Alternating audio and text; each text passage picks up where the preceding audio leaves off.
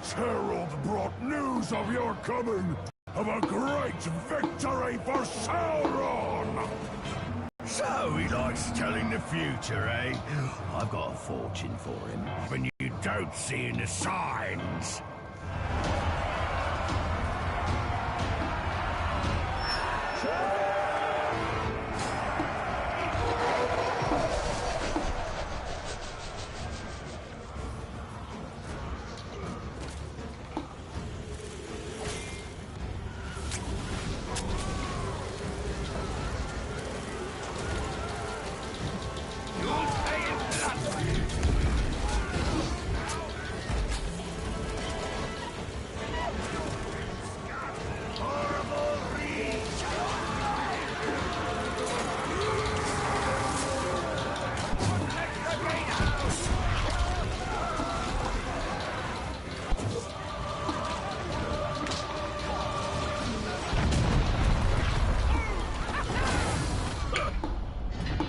Mounds of Shrark bigger than you.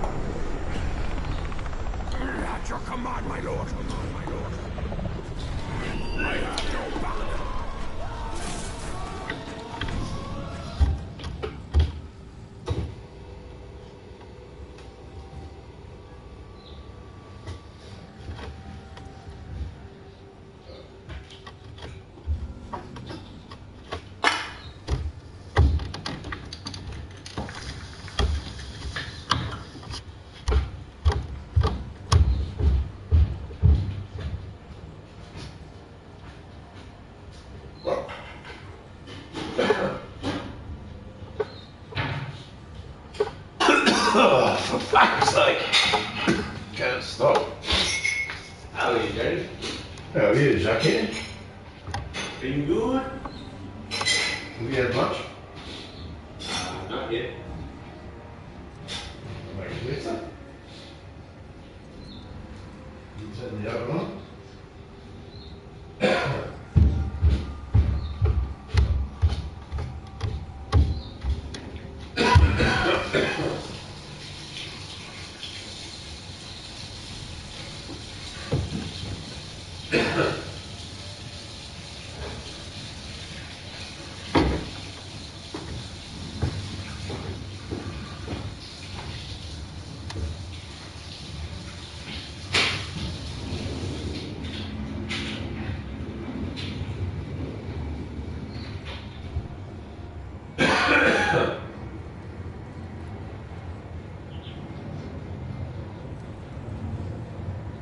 Two, three, zero. Jack, you need to open the door so you can hear me. What is that? What must it is? Two. No. Did you get the temperature? Yeah. What? 1. No. 2, 3, 0. 2, 3, 0. Put the temperature. Don't shut the door, you can't hear me! For fuck's sake, wake up!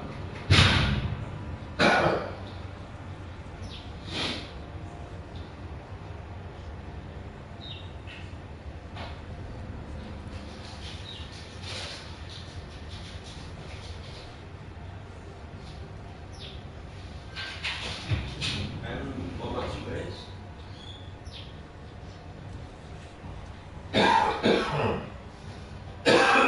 Two, 5.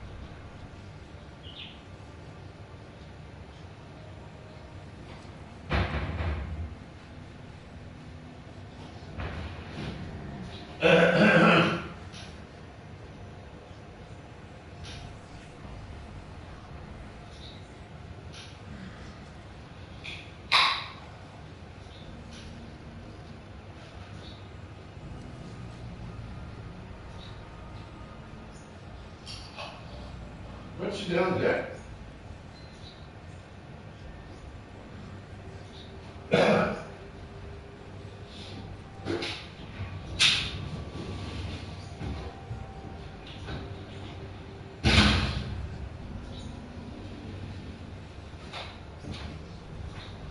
You put it on already?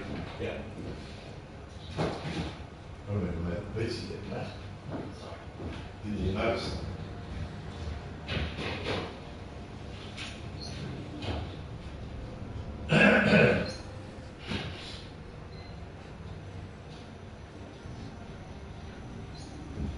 Shut the firelight, Jack, just the firelight.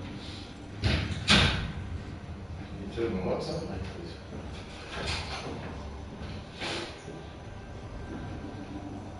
How are you today? You been good today? Oh, we got a nasty sore throat. I had those tough lorries. That gets you. That one me better. Those lorries.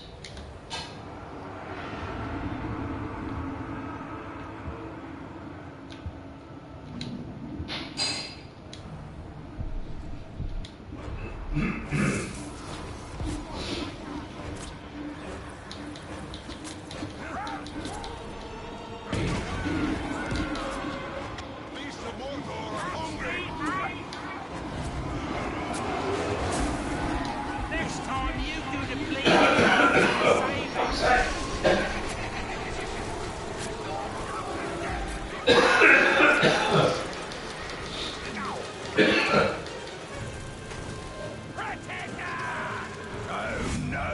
don't! You've already stolen my name! You can't take this forward! I'll die before I let that happen!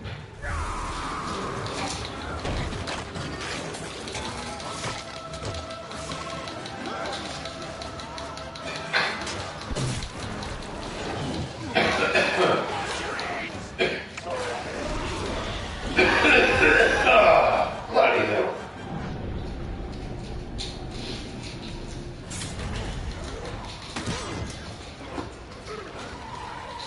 I swear!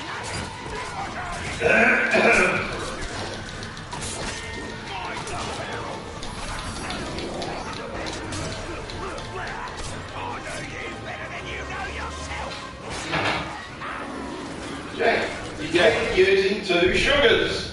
Sorry. Come on, man, where's your brain gone? You lost it. You're drinking too much sugar. It'll make you sick. One of those bags is 2 sugars. Alright, so you're having 4 sugars, mate. You want to get sick? Stop doing it, Jack. I mean it. If I catch you doing it again, you know more lattes. Alright. I'll have to look after you. You'll make yourself crook as a dog.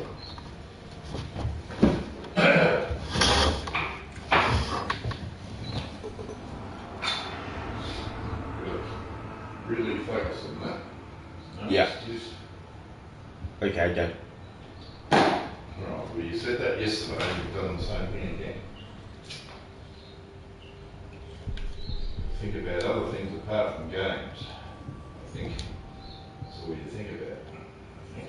I think. Yeah, I love you. You know why? You're black Taiwanese.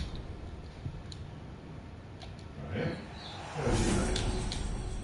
Someone just told me.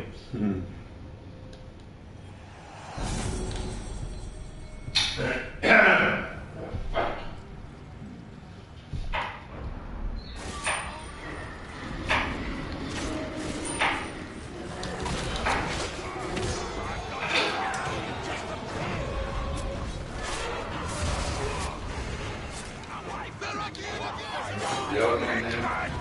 Yep.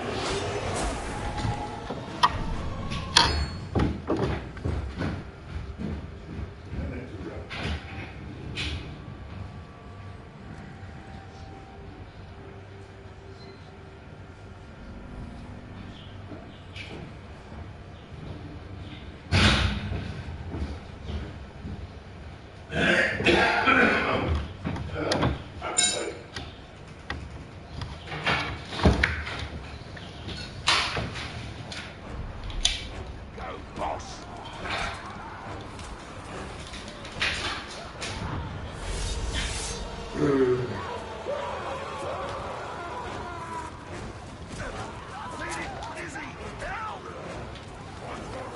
I knew you had a sadistic streak! Back into the scrub! Take a stand! Good as new, but...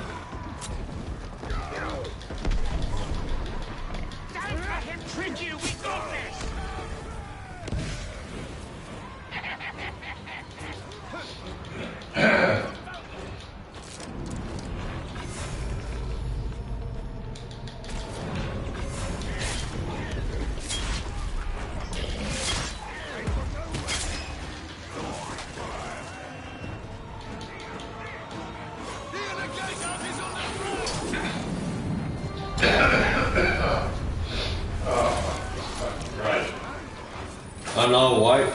But hey.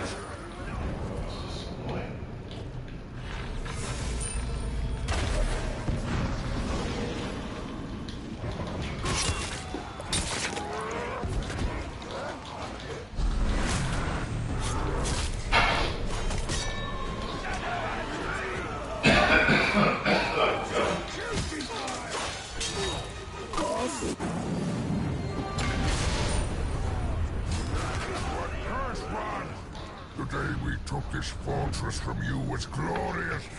You fell in battle, I was promoted, and Sauron was pleased. Only a fool would return here.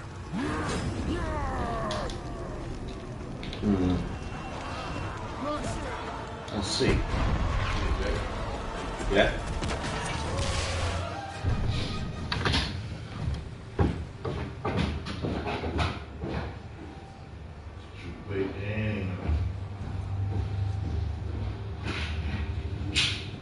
Make some chips too, or not?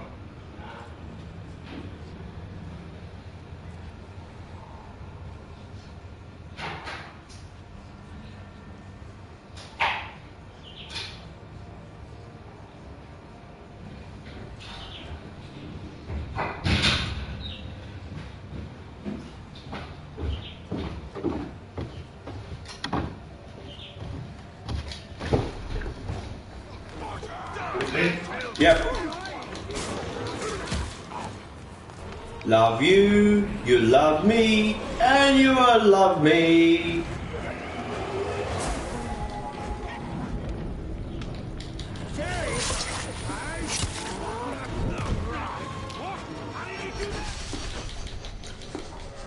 Get to work! I purify you! Coward!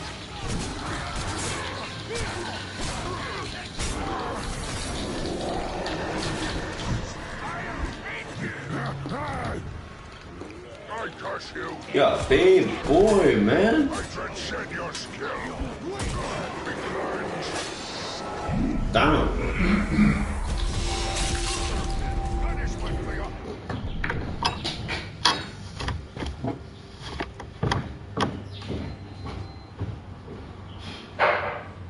We've done it.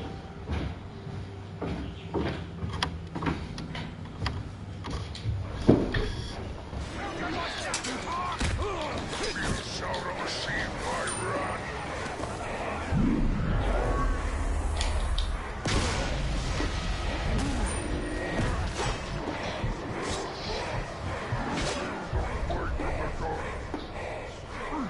You shall never tire of killing you.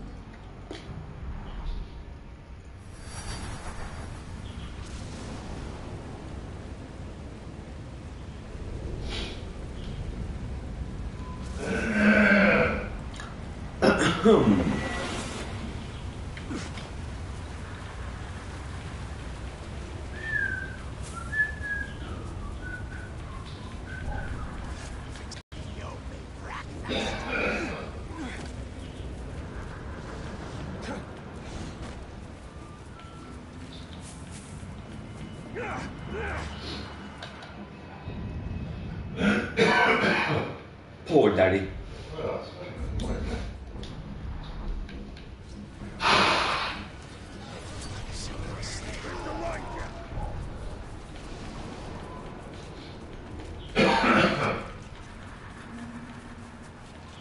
It just speaks. I just heard it just speak. What? It just speak. Yeah.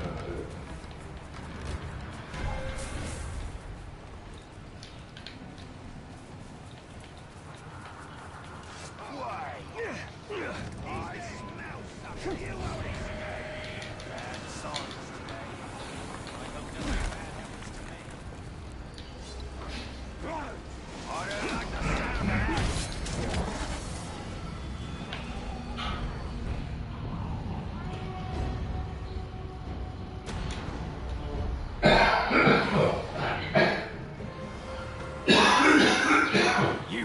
not underestimate me. I want a good fight. I am here, waiting. Come! I'll cut you to pieces.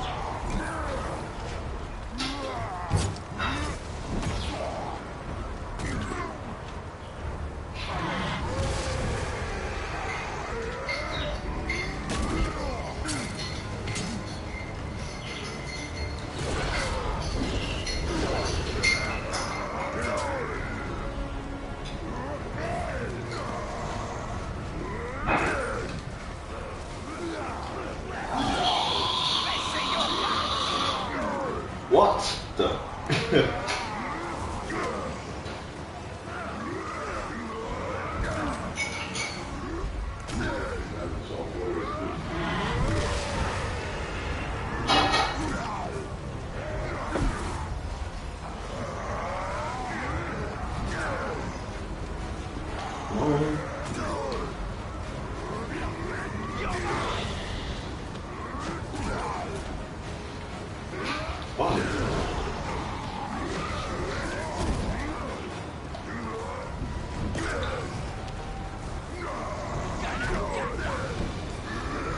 Watch the fire.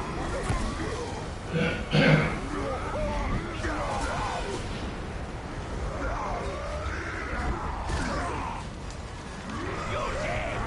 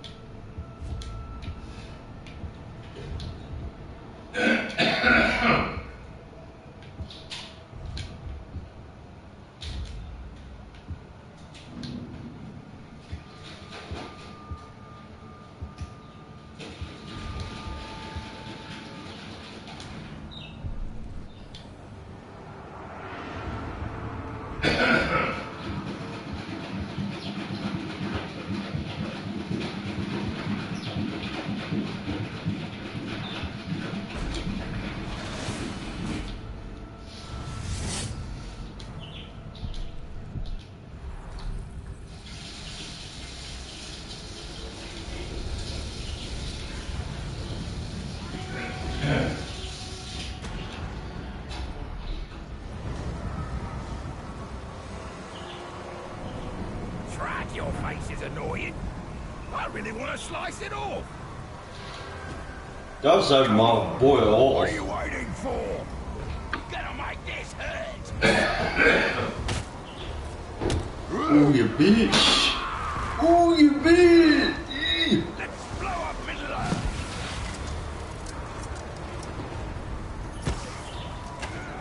You're in.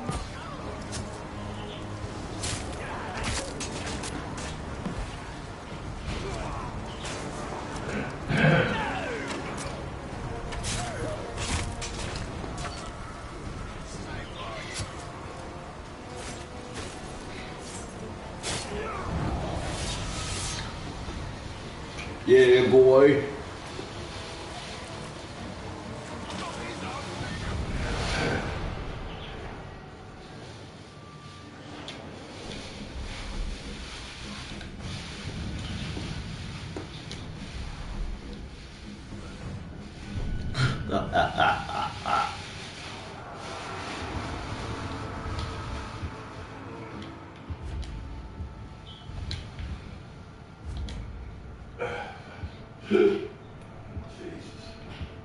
I know Jesus, but what? Jesus.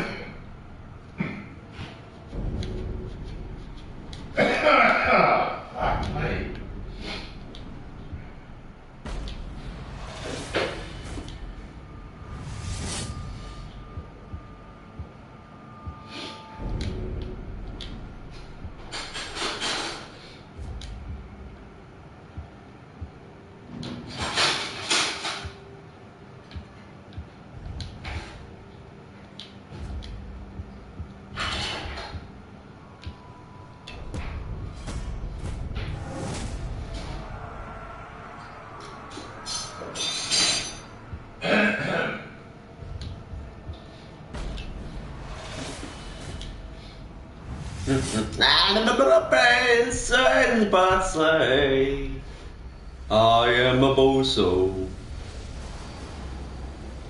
I am a bozo.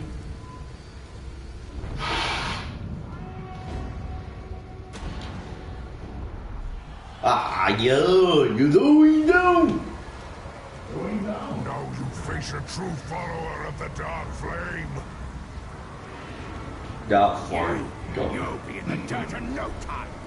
Suffer the wrath of Sauron. He burns.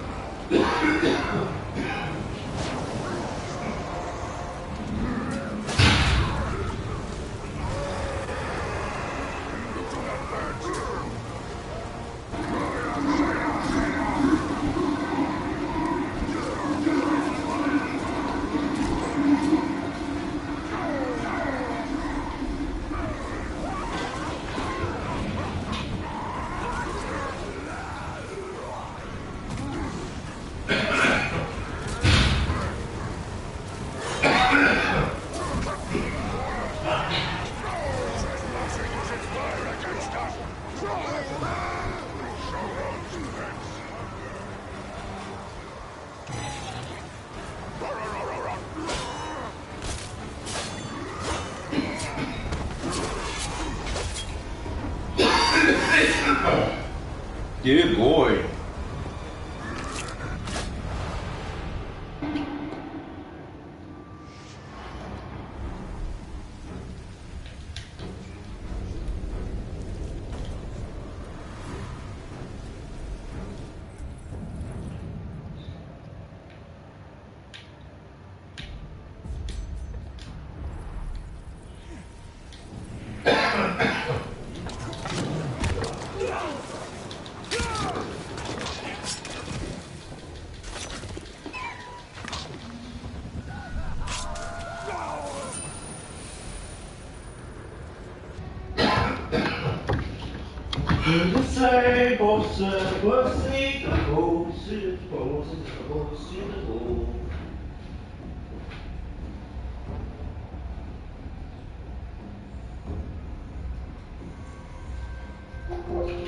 Guys?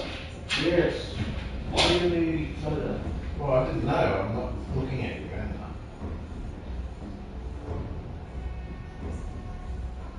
I?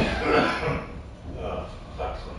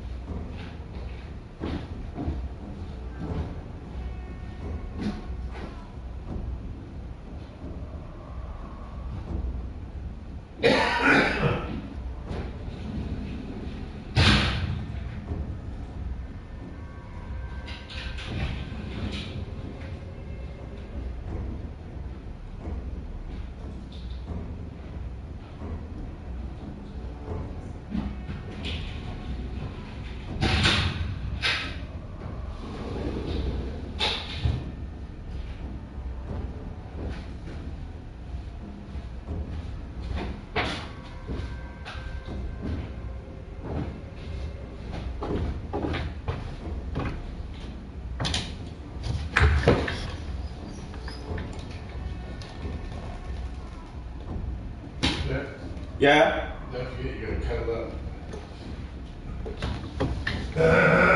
Oh dear.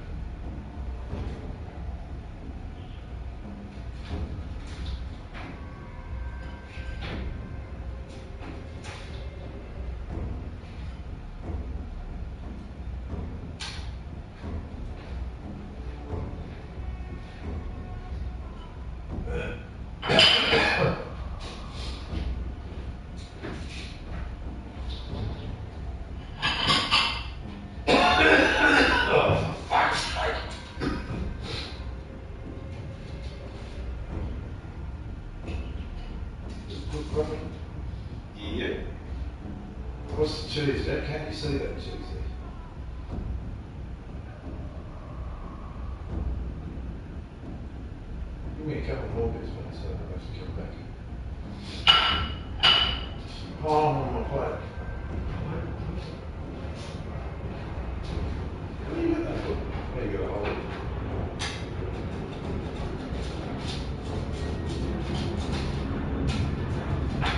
Yeah, in the same hole with one fire, mate.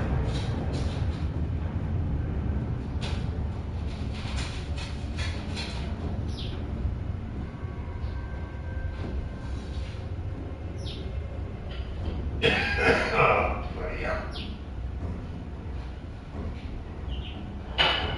You don't mind your man? Okay.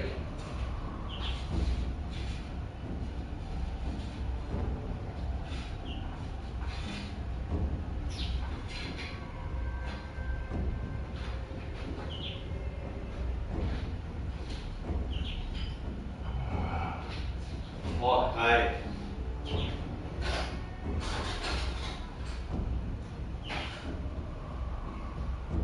You got the aircon on. Turn it off! Idiot!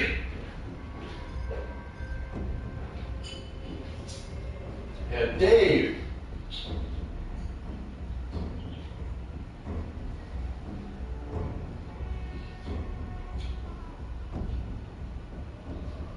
Right, Jack. Get a brain, mate. Your brain's not home today. Don't drink.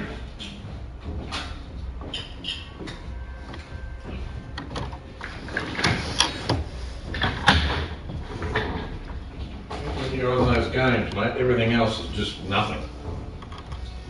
All forgotten. The magical properties of this spell will only have lasting effects if you focus on... No!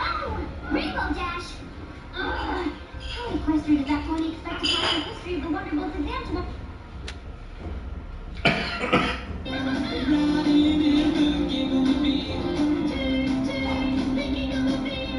Friends to see and places to be. We're going underwater and across the sea. Now our super giggle-mobile. I love it! Super Giggle-mobile!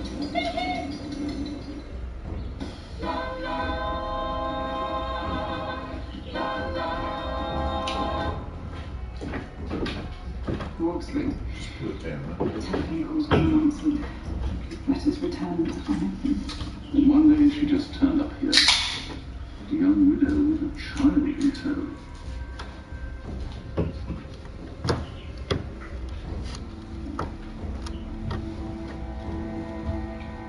Yes, it's... Don't turn the aircon on though like this, Jack. What are you thinking today?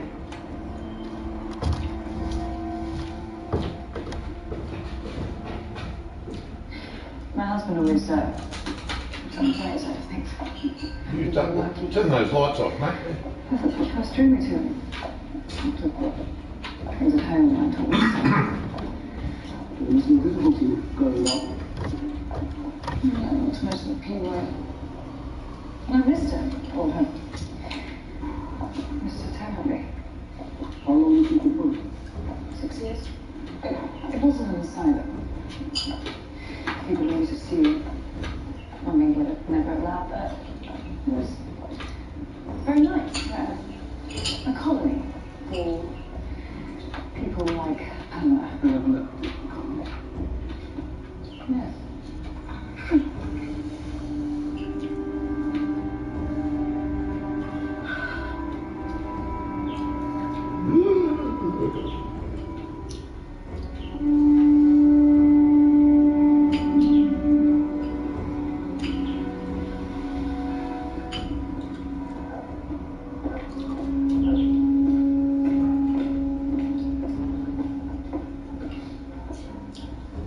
Hello, morning. Hey, hi, Mother. What are you all about? It's you, is it?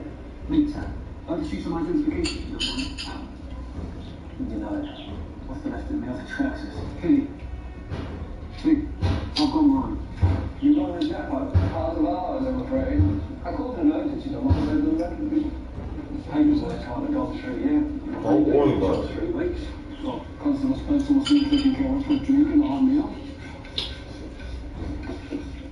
Make the rest then. Thanks, Al. Oh, Frank. I don't think I was a very good wife. Sure, that's not the case. I never loved him, not properly. The way one reads about his books, took greatest art, became a mess. He was kind. That war about him. What? Took me out once or twice. Whoa. When he proposed, it seemed impolite to refuse. It must have been more than that. What was that? Perhaps if we'd had children. Some girls take theirs, I suppose. Although, I want to be old and alone.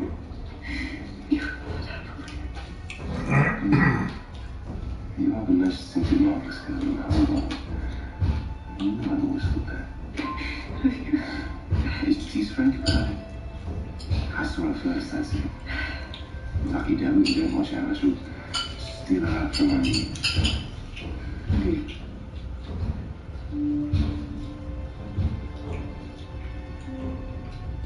Jesus.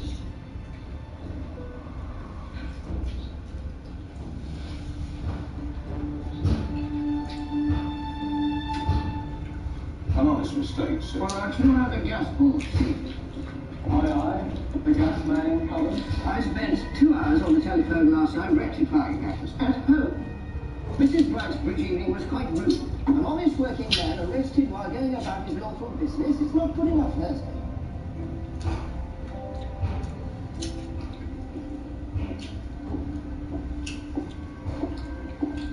I think you better make yourself scarce.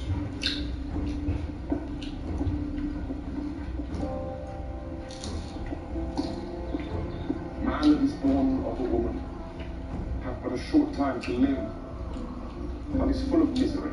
He cometh up, and is cut down like a flower. He fleeth, as it were a shadow, and continueth not in one stay. And dost thou open thine eyes upon such a one, and bringest me into judgment with thee?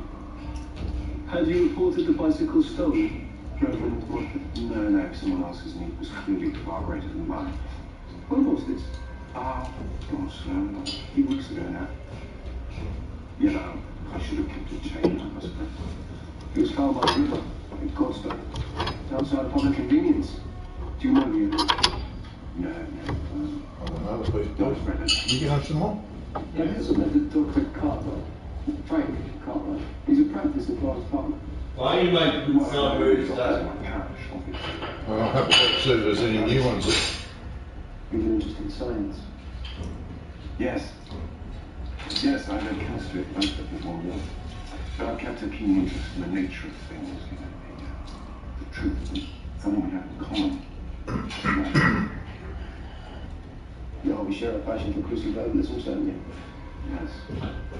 And also weakness. You don't mind doing that? Thank you, my Jackie. You might want to take a look at 11 down. Following your review isn't ethics, 9 letters. I think it should help you with the Southwest Quadrant. You do seem an unlikely sort of policeman.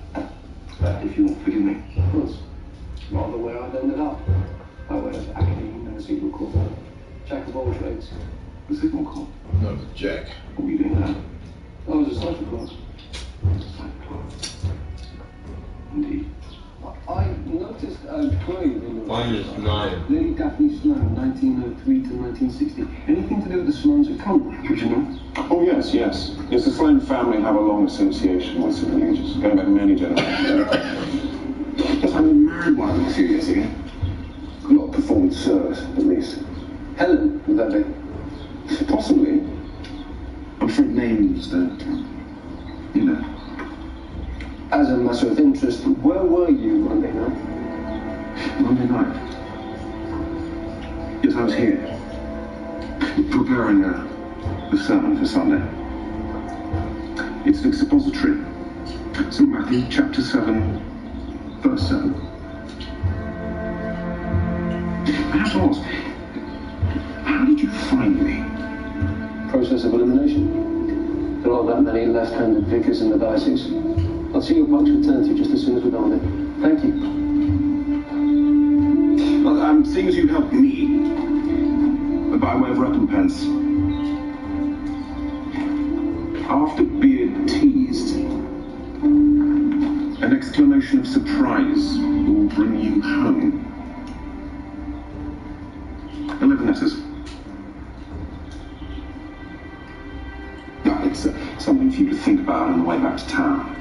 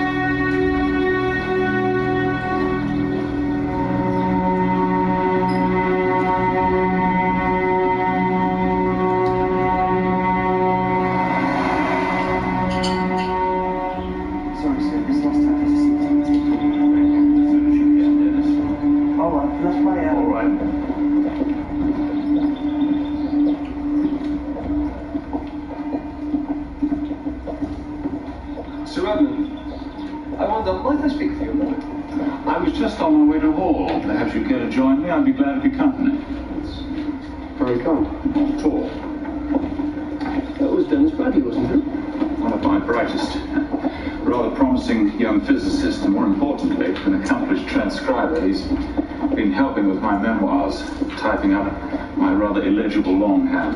How do you know? Oh, a girl who was seeing Margaret Bell died suddenly last weekend. Oh, good heavens, I had no idea. Oh, poor boy. Of course, that explained it. Explain what? Well, the latest pages he turned in were awash with typographical lacunae. I'm afraid I may have been a little hard on him. Has he ever been to Sloane House? Once or twice, to collect my notes and deliver fair copy. You'd have known Dr. Cartwright then? Frank? Yes, I suppose he would have seen him about the place. Please. Thank you. Now, you must tell me. I'd rather held off asking. But I gather you were at Lonsdale. Where would you gather that? Oh, talk in the SCR. Oxford. No. Oxford place. You can't deny the novelty of a great undergraduate serving as a constable with the city police. I can try. Your daughter's married to Dr. Cartwright. Was that an altogether happy one? Well, I'd say no. Marriage is altogether happy. But Helen and Frank were happier than most. And your own relationship with Dr. Cartwright. How was that? Whatever reservations I may have had, Frank became like a son to me. A happy family then? Happiness is subjective, don't you think? Take me. Fated, titled. And yet, my wife, Pamela, and now Frank. I'd say it was a judgment, if I believed in such things. For what? I helped unleash a force with the power to wipe mankind from the face of the earth. What troubles you? 250,000 souls is a lot to answer for. It would seem I'm not alone in that view.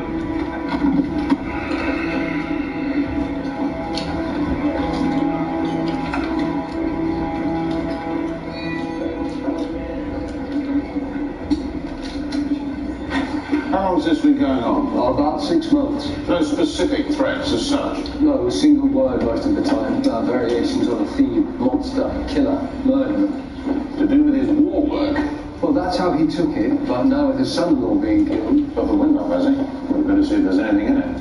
How do you make out with that fight? So good, Yes, to Reverend Muckford, Vicar of St. Philogenes. No, it says it's Scotland some time ago.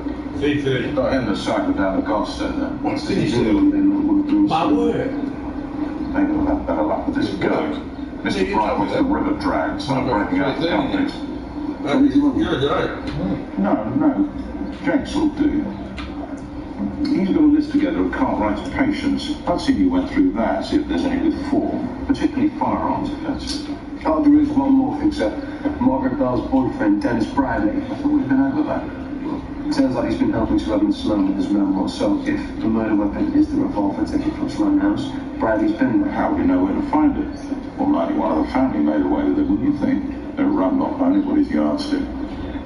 Oh, and Dr. Brink called, wanted to drop by the mortuary.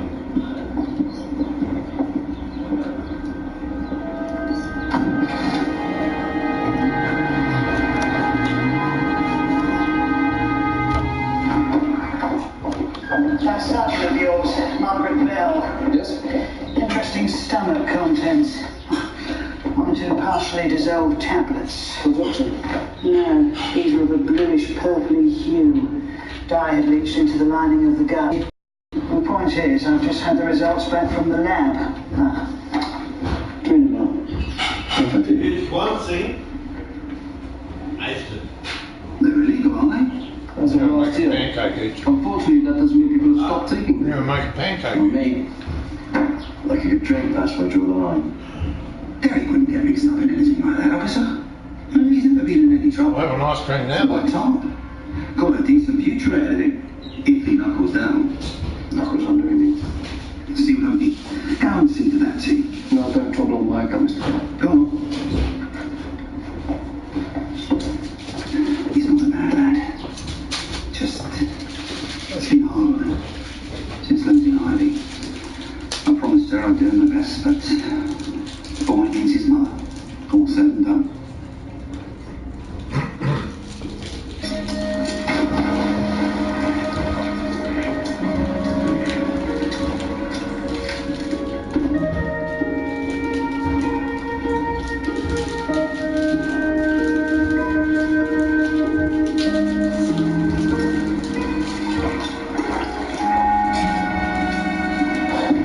Where do you want it? Just about best to go, I think. What do you want with her typewriter anyway? Something I want to check.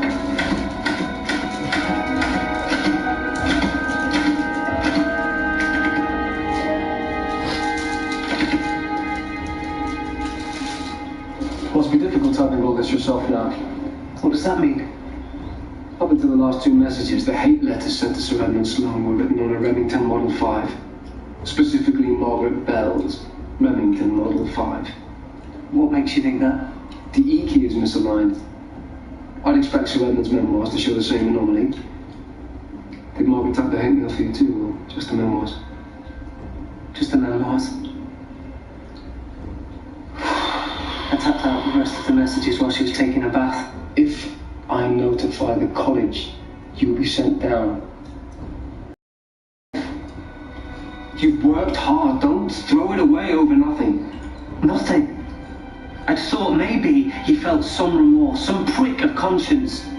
But all the hair shirt and the mea culpa is just an act. An act? He's going to America. America? A fat chair at Stanford. He's taking them all with him. Helen, Dr. Cartwright, the kiddie, only the doc wasn't too keen so far as I can make out. Don't you get it? They're paying him to come up with new ways of killing people, Morse. My God! Doesn't that matter to you? Isn't it your job to catch murderers? You're taking it a bit far. Am I? You kill one person, they lock you up and throw away the key. You kill 300,000 and they give you a knighthood.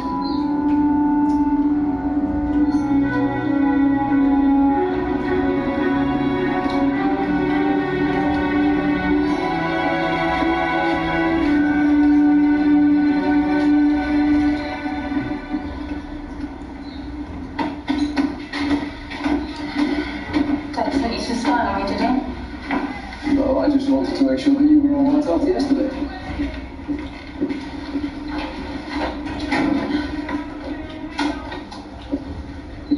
What did they say about me? Did they tell you I've been put away? That I'm a dangerous Bobby? No.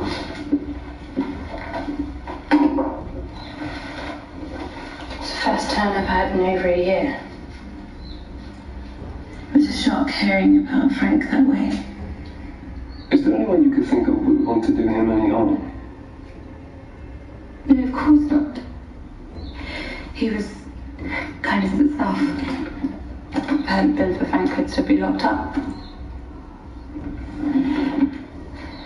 You probably think I should be after my last performance.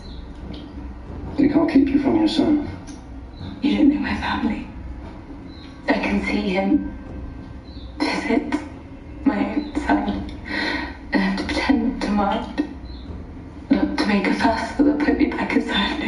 him at all. At least I know he's just a bus ride away. I suppose that's some comfort. Will you take me to bed? You don't need to buy me things or tell me you love me. I just...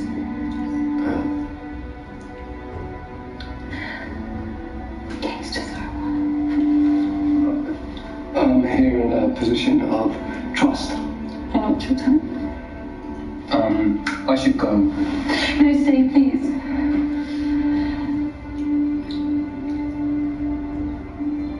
She saw the helmet and the plume. She looked down to come up. Up through the web and floated wide. Mirror cracked from side to side. The curse has come upon me, cried the Lady of Shalott.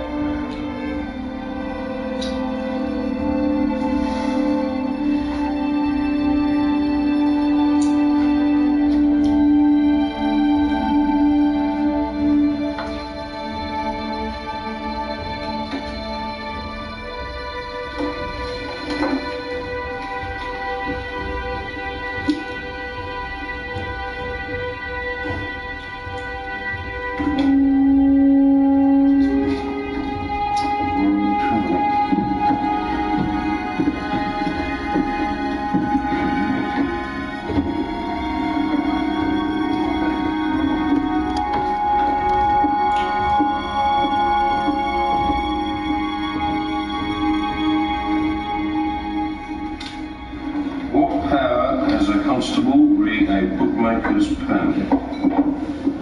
He may demand production by the holder. Relevant Act. Betting, Gaming and Lotteries Act 1963, Section 2.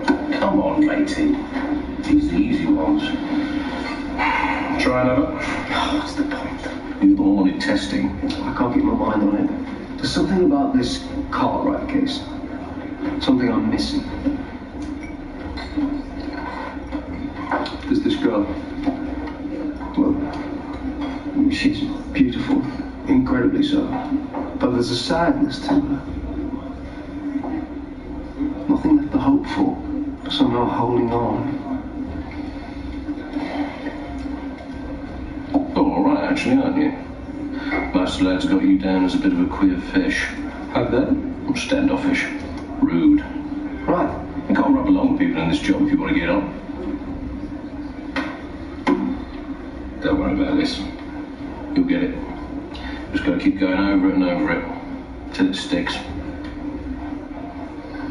Same again?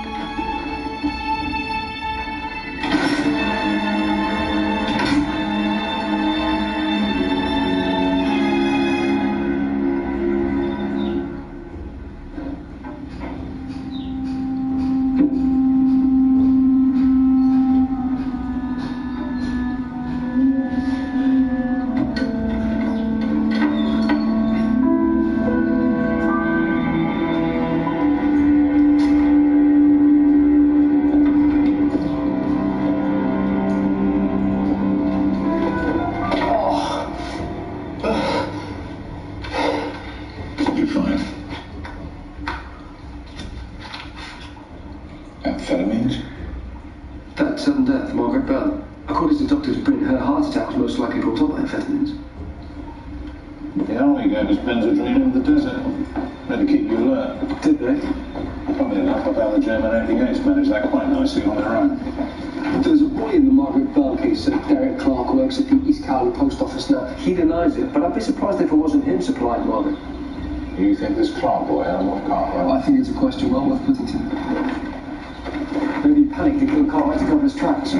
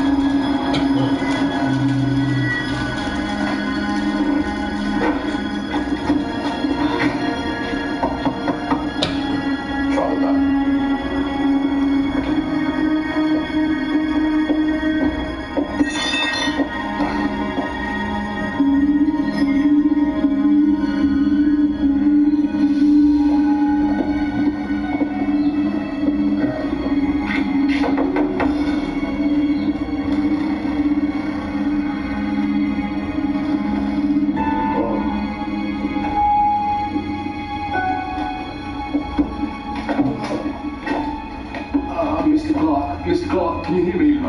Mr. Clark? Wallace Clark's heard the break at about 9:15 and came downstairs to see what's what. Which is when they've jumped him, presumably. The lad followed on and got the same treatment. Much of a haul? Morse is over there now, sir, but first glance would appear about 800 into the old boy's fingers off to make him over the safe. Same as Kidlington and the rest. How was it you came to me then?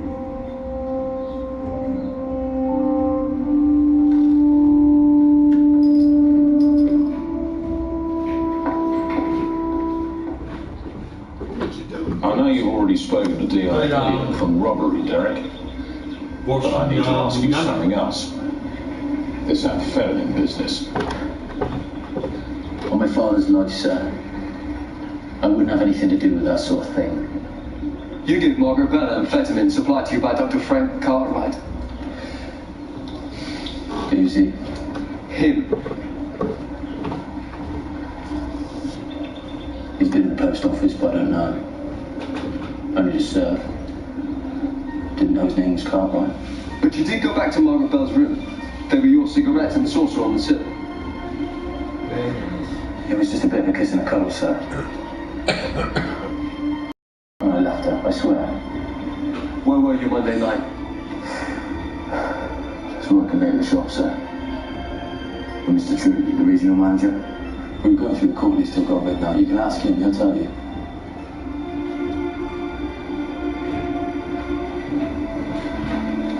All right, Derek. We'll be in touch.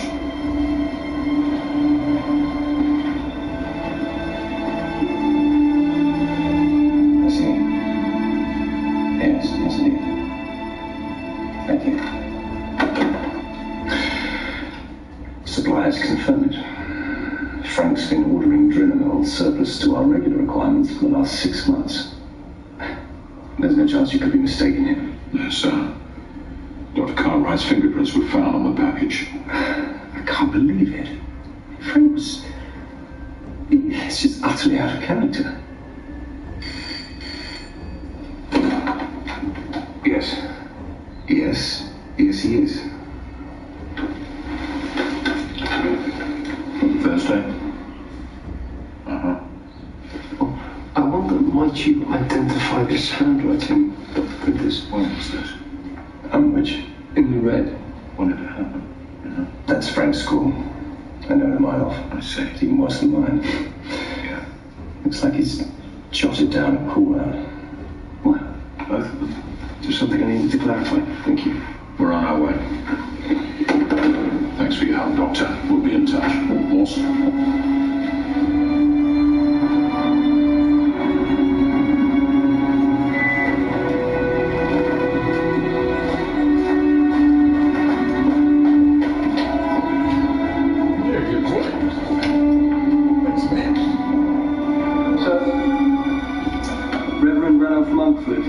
Been in the parish for about 5 years. Morse saw him yesterday. His bike out of Gloucester. Who found it? Housekeeper, sir, Mrs. Scobie. She writes on the vicarage of being turned over at Longford missing. I've taken a preliminary statement. Not himself at all yesterday, she says. Very distracted, kept going on about not talking. Not talking? Do not talk of meals. Do not talk of travelling. There were more, but those scope he could remember. I wondered if it might be some religious thing. Like monks. Thank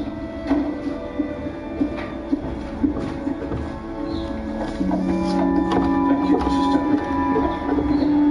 I've been right for a couple of months, she says. Oh, some young bloke he found keeping rough in the church porch. How's that?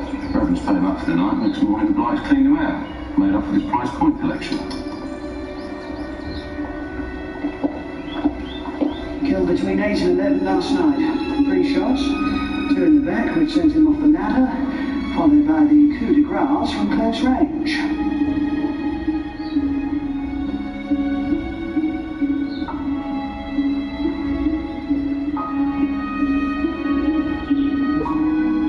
Same killer as Dr. Cartwright. I prefer to leave speculations to professionals. I'll be able to speak to any further similarities once I've completed the post-mortem. Looks like Mawson's right about a clergyman, sir. But not much else. It transpires that Dr. Cartwright's sister-in-law has a criminal record, as even the most cursory examination of her history would have revealed. Juvenile assault upon some poor orderly at the sanatorium to which he was confined. Bad? She stabbed him in the groin, but how bad it was is hardly the point. It should have come to light. I'll talk to him. No. He's had enough rope.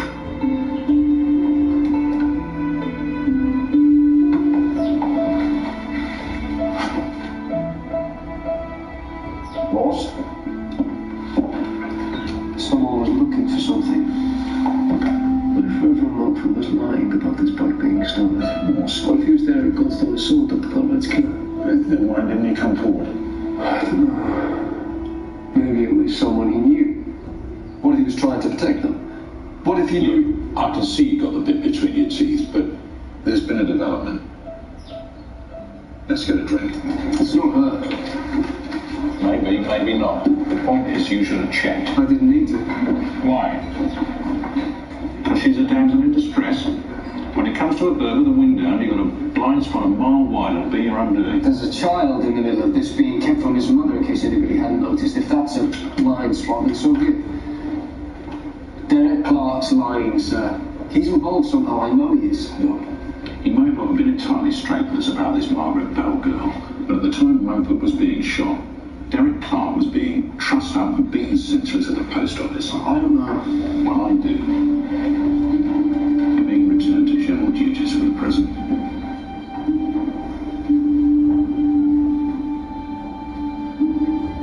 Where's this come from?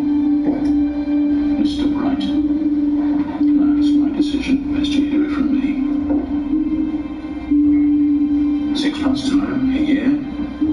Get through your exams and we can look again. And meantime? Learn your trade. Thanks for the drink.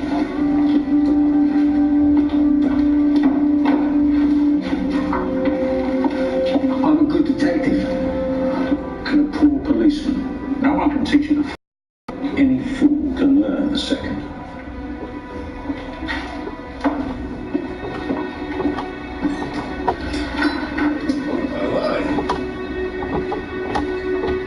Just in your arms, eyes, and you shot. In the rain. He left me in a room on the first floor, which I took for the head study. After what seemed the longest time, I went to the window to look outside, and I saw Daddy. But I wasn't worried because he didn't have his umbrella. I knew he wouldn't go anywhere without it. And then an orderly came outside, went. And that's when I realised. I banged and banged on the glass. He must have heard me. He must have. I didn't look up. He just got in the car and drove away. And I didn't see them again for 3 years.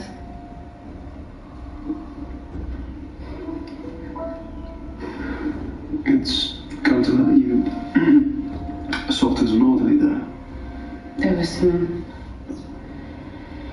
nice ones and some not so nice. A 15-year-old girl, you can imagine. Frank hadn't have come along and got me out when he did. I found this the other evening. Why was Dr. Cartwright writing to you? You saw him often enough. What was it that he had to put in a letter that he couldn't say to your face? My colleagues are looking at you as a suspect for murder. Do you understand that? No, I think they're wrong, but if I'm going to help you, then you have to give me the truth. Were you having an affair? Pamela? Pamela, put your head back, put your head back.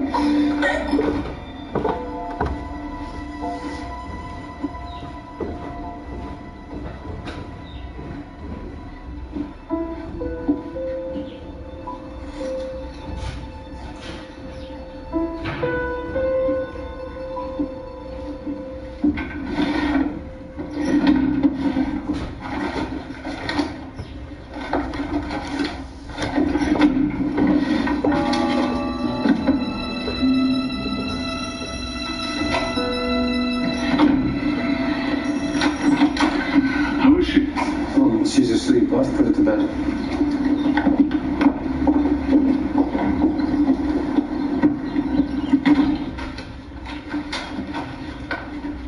It's good of you to call. Did your husband see much of Pamela in London, Mrs. Cartwright? I think I said. Frank looked in on her to make sure she was taking her tablets. They would have been close then. Close? Yes, I suppose. And more than close? You people really are the living end. How are you going to dignify so disgusting an insinuation with response? How does Pamela support herself? Well, my wife left a small annuity. She has no other income. No one else would send her money, no other relative or friend, perhaps. Gerald's family, I suppose. Late husband, why do you ask? Because I saw her cashing a postal order the other day, but that's nothing that you would have sent her. No. Certain of my colleagues are of the opinion that Pamela is somehow involved in the death of your husband and that of Reverend Montfort. Does that bother you at all? Perhaps it would suit your plans. What plans? When did you intend to tell her you were leaving for the United States? Or perhaps you didn't intend to tell her at all. You are going to America, certainly. Daddy? Is it true? Constable Morse is mistaken. I have had an offer for Stanford, but I haven't accepted it. You're lying. Don't you ever stop? What's the matter with you? You've been returned to general duties. Why are you coming round here? I think Pamela Waters was having an affair with her brother-in-law. You did? Then I'm obliged. I was just going to question her in order to keep Mr. Bright happy. I couldn't think of a motive until now. What motive? Crime of passion. Never mind, it was her own brother-in-law she was carrying on with. Well, by that token, you should be talking to Mrs. Cartwright. If you're looking for a motive, why not speak to her? Jealousy. Because she doesn't have a conviction for assault and a history of mental instability.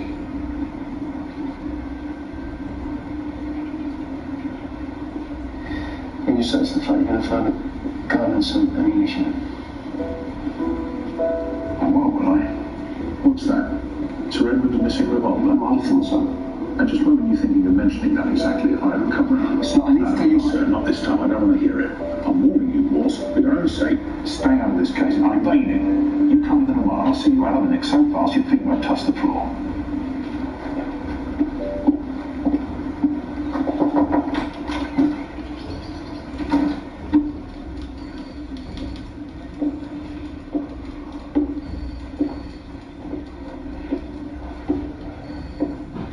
Too good, is it? You won't get a match. How about we let ballistics do their job? She steals things. I've seen her. Ragazza ladra, the family spent name for as child, thieving magpie. Doesn't mean anything. It means she's going away for life. No alibi, Morse. For Cartwright, all night Montfort died. Old man sweating her now. Well, make sure he takes a look at her wrists then. Unless I'm much mistaken, she's already tried to kill herself once. I imagine she took the gun intending to try again. It's called reasonable doubt.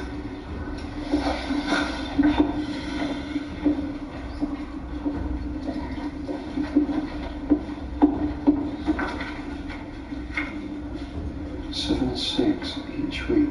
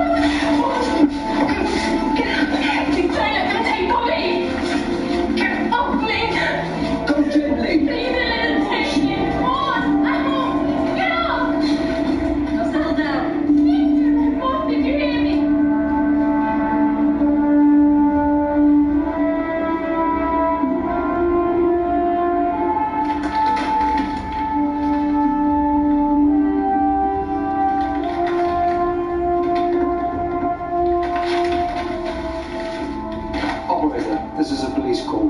Detective Constable Morse, Oxford City Police. Warrant number 175392. Could you connect me, please, to Somerset House? Births, marriages, and deaths. I wonder if you can tell me if you have a marriage registered in the following names. Thank you.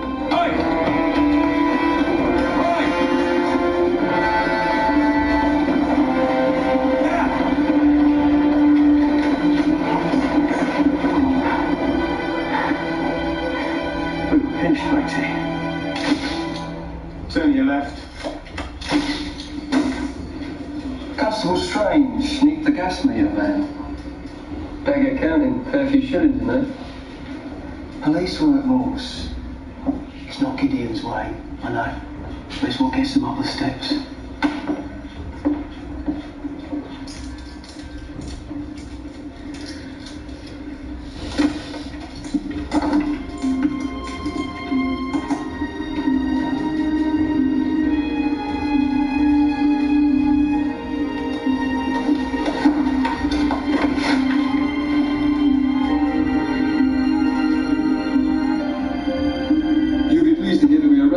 Responsible for robbing your gas meter at home. Right, I didn't know that happened. He was an imposter, a thief. Well, thanks very much. But you see, amongst the spoils recovered from your meter were several rare coins. Formerly in possession of Ranulph Monkfield, Vicar of St. Eligius. The man offers you kindness, and that's how you repay him. Kindness? He found you sleeping rough on the church porch and took you in. Well, he would say that, wouldn't he? Easy money rolling queers. Give him a glad eye. Find somewhere private, and before anything happens, pops your uncle. They're not exactly going to come running to you, are they?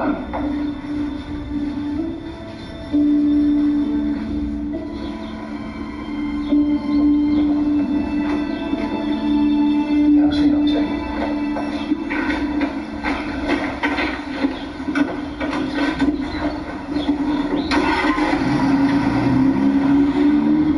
You better scarper, matey. Jake's posing upstairs, he's seen you, that'll be your lot. Could you do me a favour? What is it you're after? The night Monkfield was killed, someone gave this place a good going over. You think the boy took the coin to come back? No, I'd say it was someone else. I think they were looking for something specific.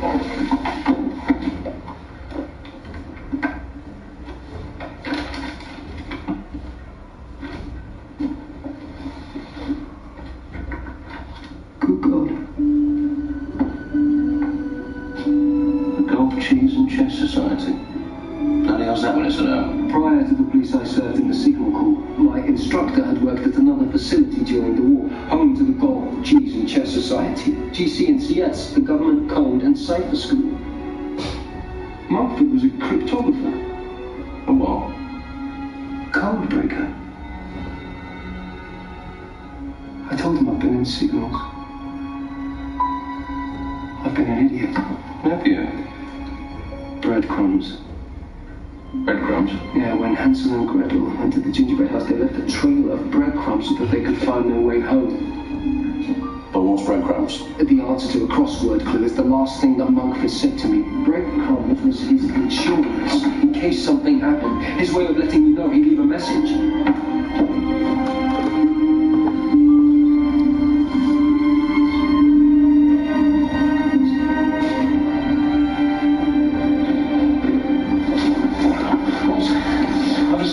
telegraph. The road's gone up Brightstone's way. Boss, you listening? If he finds you, it'll be in his bloody element. What did you say?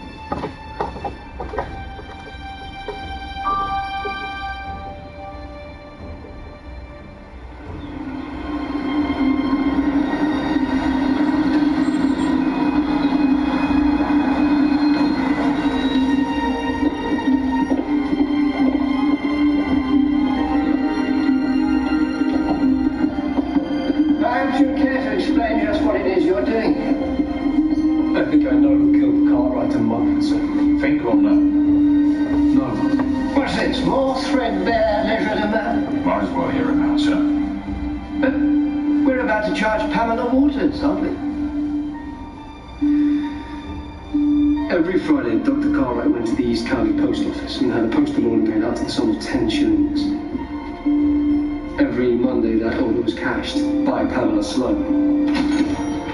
Why would it matter if he was sending money to his sister-in-law? 3 years ago, Pamela Sloan attempted suicide. Frank Cartwright had been keeping an eye on her since she moved to London. He found her in the nick of time. His own marriage failing, Cartwright understood Pamela's desperation all too well.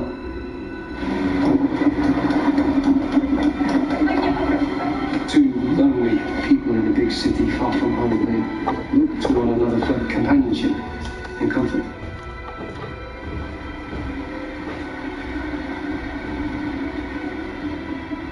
You got her pregnant. I spoke to the National Registry. There was a man called Gerald Waters who worked at ICI, and he did die in a car crash, but there was no whirlwind romance with Pamela Sloan. No marriage. For 2 years, they kept their affair secret. Pamela passed herself off as a young widow and collected Cartwright's weekly postal order. Eventually, someone realized that Dr. Cartwright was sending money to a woman who was not his wife. They fired a shot into the dark and hit the bullseye. The sender threatened to reveal what he knew to Cartwright's wife and sought to turn it to their own advantage. Cartwright paid off the extortioner with a regular delivery of amphetamines. And the Reverend Mumford? How do you explain his involvement? He came upon Dr. Cartwright's killer at the scene.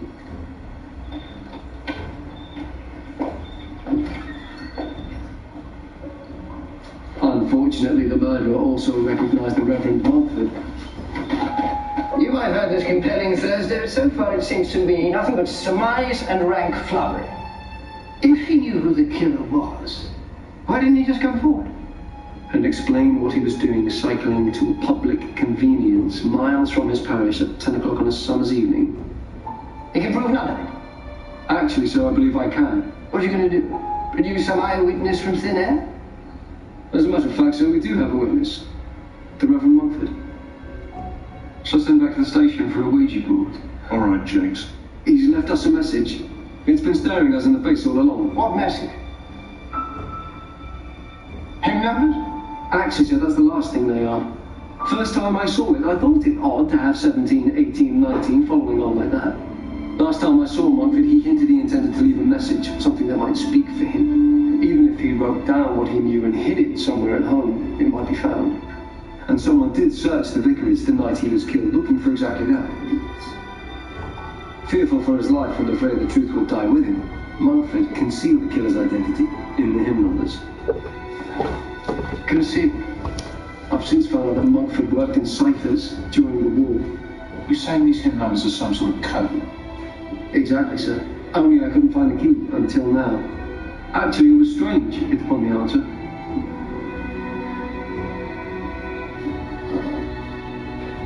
Before taking the cloth, the Reverend Mumford read chemistry at Beaufort College. You'll find a copy of the periodic table hanging in his home. And that list of the elements, hydrogen, carbon, helium. Yes, of course. Strange, there's a blackboard there, could you? Each element is assigned a symbol, typically an abbreviation of its name, together with a unique 1 or 2 digit atomic number. Can you write these down as I call them off? So, 74 gives us tungsten. 17 chlorine. 18 argon. 19 potassium. and spell out the name. TCAB. TCAB? No, not quite, sir, but you're on the right lines.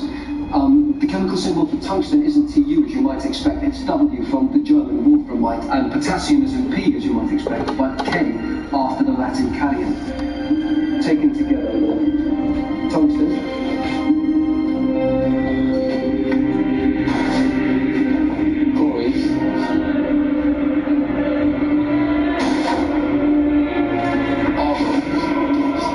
Potassium.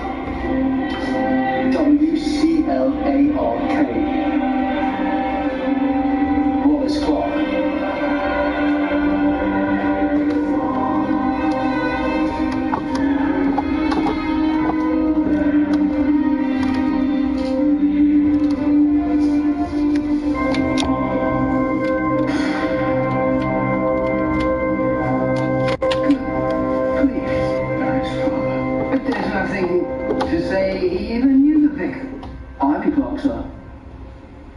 Wallace's wife is buried in the churchyard. Next plot but one to Lady Daphne Sloane, the Reverend Michael performed the service. Bloody hell, mate. That's elementary.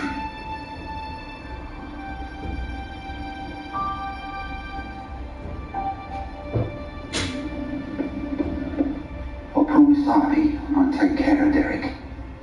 Keep him on the straight. Derek knew the ropes, Wallace. A 10 nigger. Now he's looking at life. And so are you. I was just going to talk to Cartwright and leave Derek alone. Only was Eaton, wasn't it? Coming asking about his dead girl. She'd taken him before. No problem. I swear. Only this time, it happened so quickly. There's nothing I could do. Girls turning up dead, police poking round. I couldn't risk Cartwright getting a conscience when he come to you. But Cartwright didn't know who was blackmailing him. It was a blind drop. He couldn't have told us it was Derek he was supplying because he didn't know. I couldn't take the risk. Where's the gun, Wallace? In the attic. Souvenir from my home guard days. Everybody stood dead. And the break-in? The night Mumford died? Hell of a way to give yourself an alibi. So we did the place over. Made it look like robbery. Give him an alibi. The vicar. He gave Ivy a lovely send-off. But he'd seen me. There was nothing for it. He only did any of it to keep me out of trouble. He never had much time for the shop.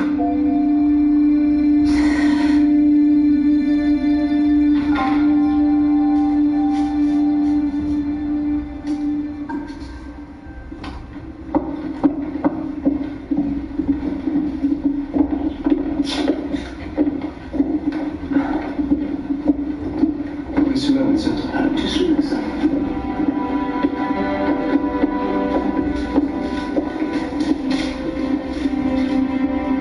I've decided to accept the chair of physics at Stanford. We'll be leaving after Frank's funeral. Helen will be joining me. And Bobby. He belongs with me. He belongs with his mother. You've no right to keep him from her. It's all I've got. I love him every bit as much as she does, as if he were my own. But he's not. It's not fair. Why can Paola have a child and what's wrong with her? Please, it's not fair. I've issued an alert to ports and airports. If you try to leave the country with him, you'll be arrested. You can't do that. There are charges I could bring against you. What charges? I'm his grandfather. But not his mother. It is felony to unlawfully detain any child under the age of 14 with intent to deprive the parent of the possession of such child. Offences Against the Person Act 1861, Section 56.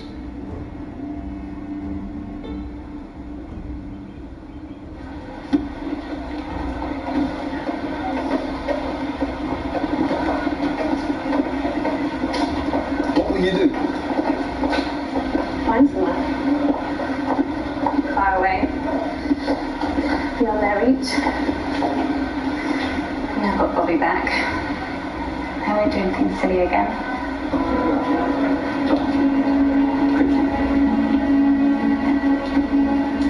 We'll manage. You mustn't worry.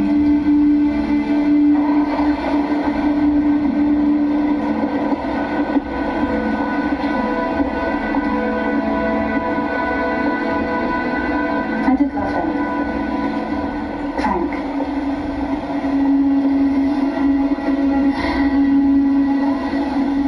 That's what matters, isn't it? It's all that matters. Thank you.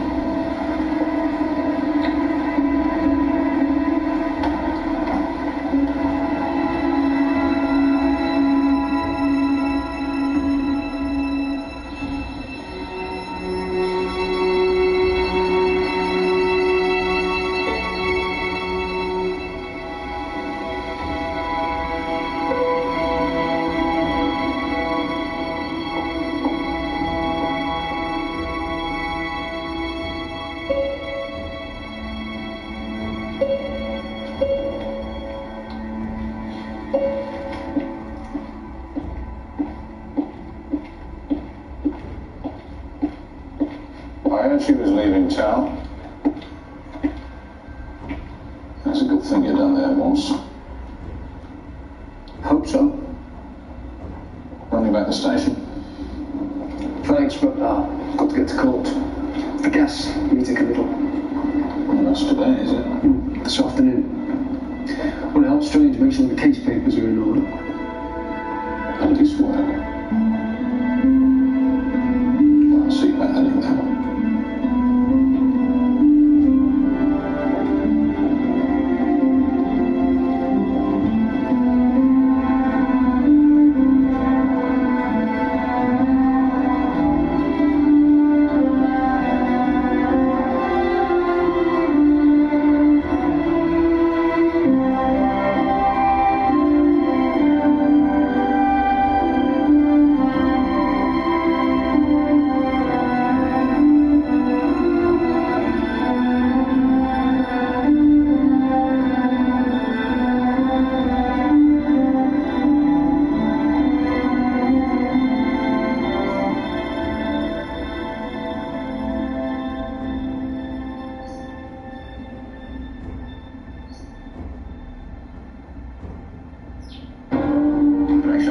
Because you're trusting the man standing next to you.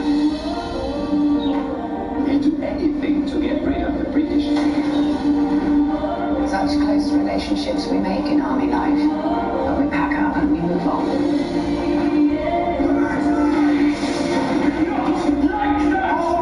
I want them all to know what the British Army is made of. The Last Post starts tonight 8:20 on ABC and iView. Tomorrow night is full of drama on ABC at 7:40 on the new season of Doc Martin.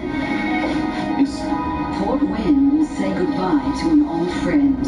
I can't believe you didn't realise he was dead. Then at 8:30, an open and shut case Put the boyfriend in, what more do you need? will be blown wide open You better come quick. on the Dr. Blake Mysteries. It's now we live to run. Tomorrow, settle in for two of TV's best on ABC. We've got great new dramas on DVD this spring, inspired by a true story to captivating medical drama Pulse. The next few years are as hard as they come. With your health issues, how are you going to manage? Watch me. Explore exotic new beginnings with The Good Karma Hospital. It's real life, not a gap year life experience. And set hearts racing with the latest installment of the award-winning Poldark. Everyone has shadows. Trick is to outrun. Available now from ABC Centres and abcshop.com.au. It's a town full of dreams. You want to sell a house? Unique characters. Heard some reports of Daniel Steele. What? And special moments. I think I would have myself. Hey, dude. Why would I make that up? It's a delightful place to visit. Why don't I have memories of playing? Because you never stop playing? And you might just fall in love all over again. Advanced paper mache class. No time wasters. Is that possible? Head on back to Rosehaven, October 25 on ABC and iView. Tonight on ABC and iView, take a step back in time with new home buyers and the premiere of The Last Post. Later, Doc Martin concludes. And on ABC2, Penn and Teller Fuller spins some brand new tricks. Then Would I Lie to You? And Live at the Apollo. Viewers are advised to seek health advice before planning strenuous exercise as seen in the following program.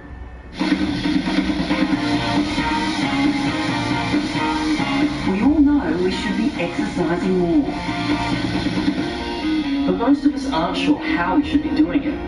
To get the best results in the shortest time.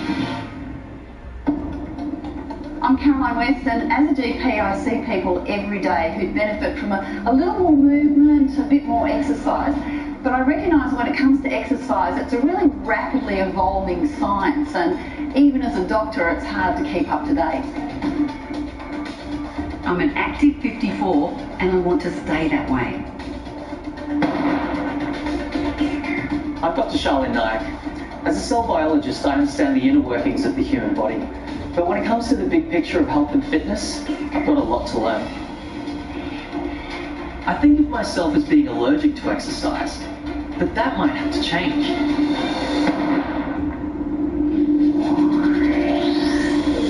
We're here at the Australian Institute of Sport to meet our country's elite athletes and, of course, the world's leading sports scientists that help these athletes get all the way to the top of their game.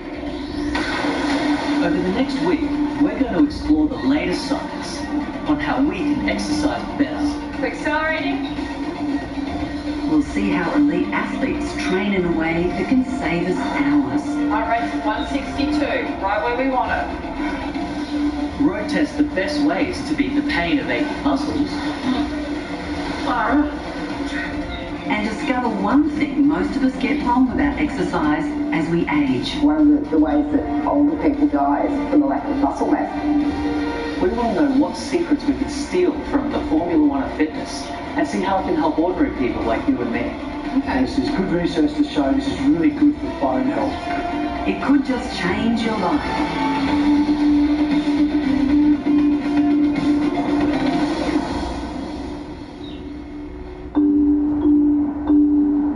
For over 30 years, Australia's top athletes have been coming to the Australian Institute of Sport in Canberra to improve their game. But this is not just a training facility.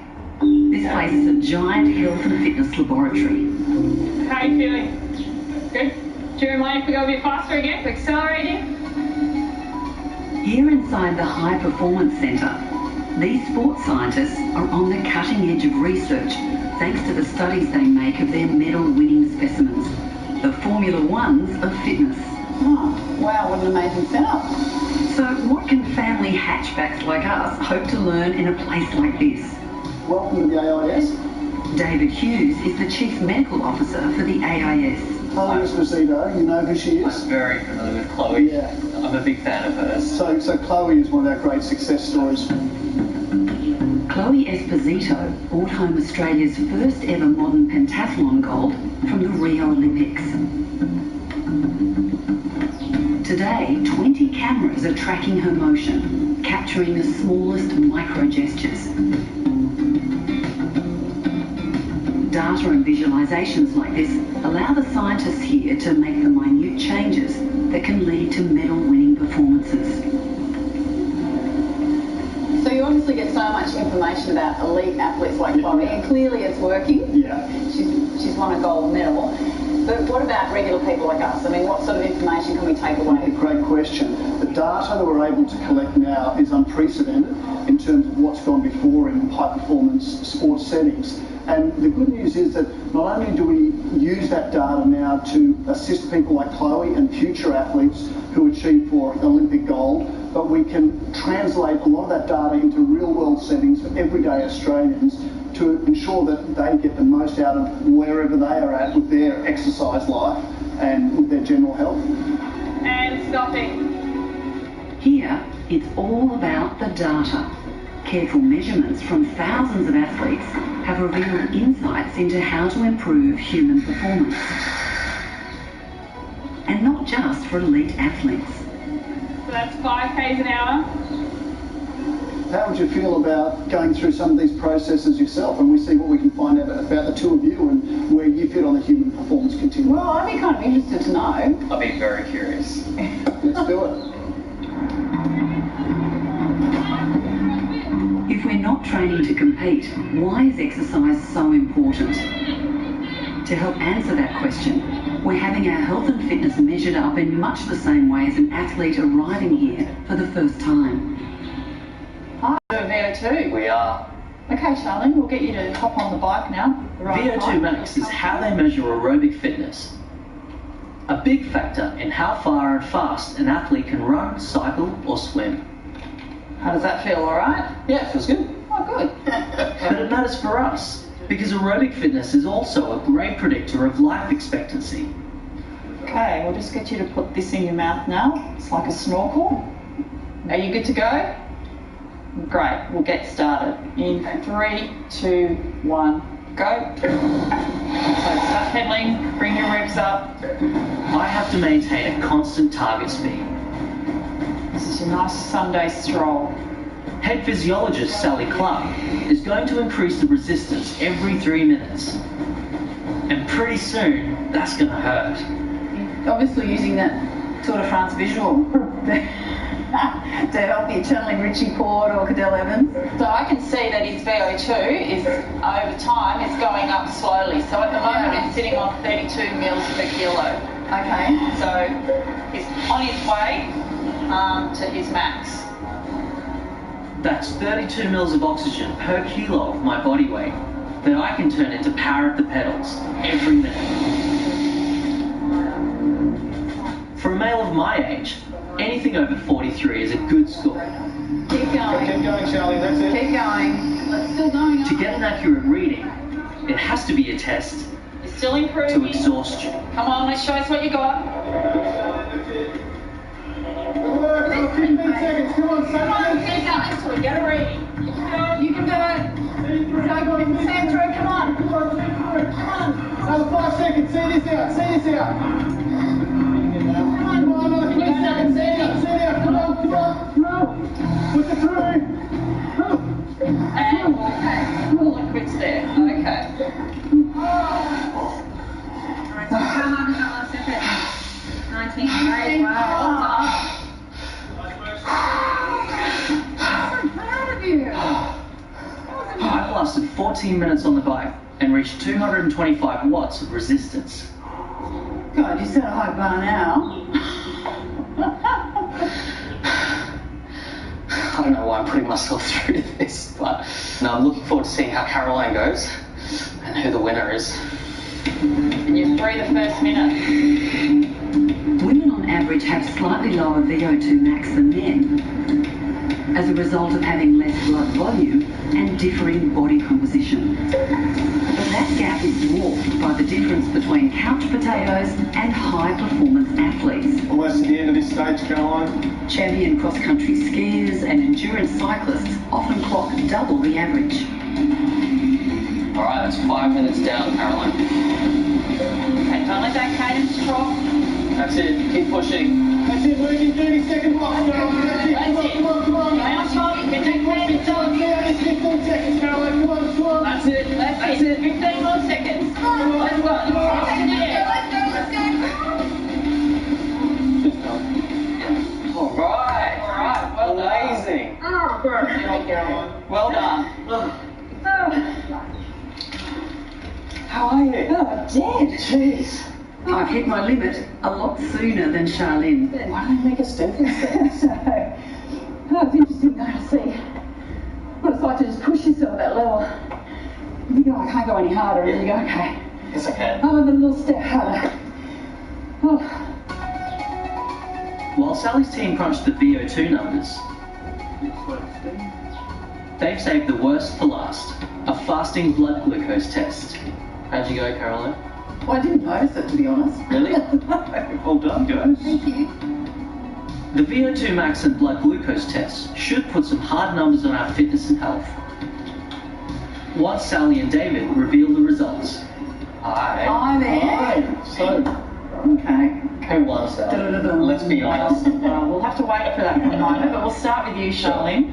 So your VO2 max was 38.1 mils per kg per minute. Right. And an elite cyclist would get to the mid 70s up to the mid 85 mils per kilo. Double. Yeah, double. Caroline, although you thought that you didn't do as well, you actually did better. Oh, I hope. I'm excited. So your VO2 was actually 38.55 mils, so it was very close. Close. So how does that work though? Because Caroline couldn't get up to the same RPMs as me, nor cycle as long. But look at the size of Carolyn. Right. Look at the size of you. I'd expect you've got greater muscle mass. I'd expect you to produce a higher power output. Well done. Oh, look, I feel vindicated. We also take into account gender because that does have an effect on your skeletal muscle mass, etc. So for you, for your age, you fall into what we'd call a good group against normative data for the whole population. So your result was good. Yours, Charlene, was fair. For a male of your age, it was fair, which means, there's room to improve there. So how do we go on the blood test that we did this morning? Okay, so David to talk to you about those. Yep, so look, what we did was your fasting blood glucose level. Caroline, your result was 5.2. You are metabolising your glucose well. Charlene, your result was 5.827, which is within the normal range. But remember, you're at the high end of the normal range. Yeah, well, that is a slight cause for concern because I do have a family history of diabetes. Right. And I've been told that middle-aged Indian ethnic men, example A, are more predisposed to type 2 diabetes. That's correct, with your family history. At just 39 years old, this is certainly not what I was hoping for. But it's not all bad news. There is very, very good evidence that increased aerobic fitness and regular exercise increases the sensitivity of your insulin receptors and decrease your risk profile for developing diabetes. Yeah, this is an aspect of my life I've struggled with all the time, which is I just don't like exercise. I try, I don't like it, I don't want to do it, I'd rather do something else. Once you do it regularly, it does become easier. And actually, believe it or not, it can become addictive. Can you imagine that? Can you see that day? Where I do have an addictive personality, but not exercise. So my blood glucose result and my VO2 max number can both be changed by exercise. And that's good news. And if VO2 max is linked to longevity, by improving that, I might just live longer. That means I need to start putting in some effort. But exactly how hard do I need to exercise? Health benefits kick in with even moderate levels of physical activity, like taking a brisk walk. But if you're willing to up the intensity, research shows that you can get the same benefits in a much shorter time. Just what sort of intensity is something I want to explore at the AIS Aquatic Centre. Take your mark.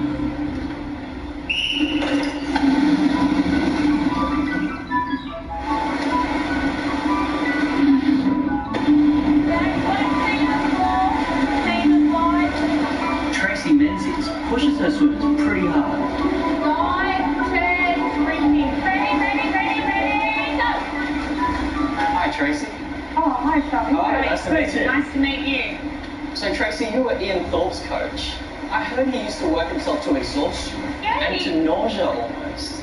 Well, it's not like vomiting sickness, but it would be a point to like absolute exhaustion where it's, you know that they're working extremely hard, so it's emulating what they do in a race situation. Right, so do all your athletes do that sort of high intensity training? Yeah, that's something all coaches at this elite level would actually put their athletes through, that when you do that, you're actually improving their aerobic capacity.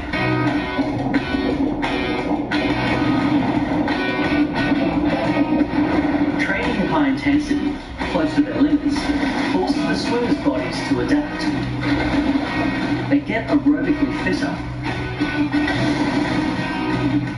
And they also build up a tolerance for the burning in their muscles and feelings of nausea that are caused by high-intensity exercises and chemical byproducts. So when I go for a jog around the park or hit the gym very regularly, I feel like I'm pushing myself to a point of exhaustion. That's what I feel, but how do you know if they're hitting the intensity that you're looking for? That's pretty easy. Yeah. Chrissy, if you hop out, we'll show them just how easy it is to measure whether you're at a certain intensity or whether you've hit a certain speed. So you're taking some blood here. What are you measuring? This is what we call lactate. So this is one way that we can measure intensity to see whether they're training at the zones that we have prescribed them to be training at. Right. Back to 10.6, Tracy. Lactate is produced in our muscles whenever we use them. But when we work hard, it builds up, providing a marker for exercise intensity. By repeatedly testing her swimmers, Tracy can tell if they're working hard enough. So, how hard should I be exercising? So you use that on elite athletes. Would that work on someone like me? It could work on someone like you. Have you bought your costumes? I have. Would you like to hop in and we'll give it a try? I could.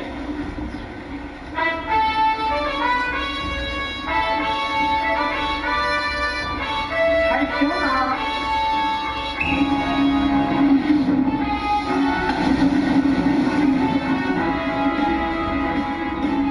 I don't need to win any races, but I do love the idea that high intensity could get me fit in less time. And I wonder if it's something that I can achieve in the pool.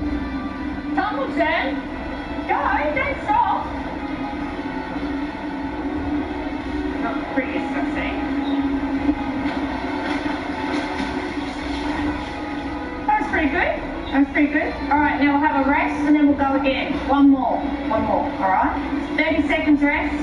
And you've got to try and make sure you breathe low when you stroke. Breathe low. I breathe in high? Yeah, you're breathing low. Oh, okay. Head very low. I'm going to turn my head so far. A nice soft kick. All right, you ready? Soft kicks. Soft kicks. Right, are you ready? Ready, set, go. That's a bit better.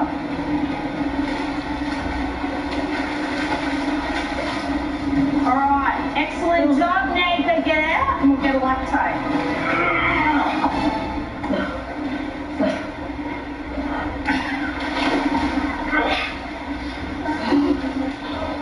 Tracy's squad can push themselves to lactate readings of between 15 and 18. And me? What do we got? What do you think? 10? 8? 7? Oh, you're closer. 7-4. 7-4.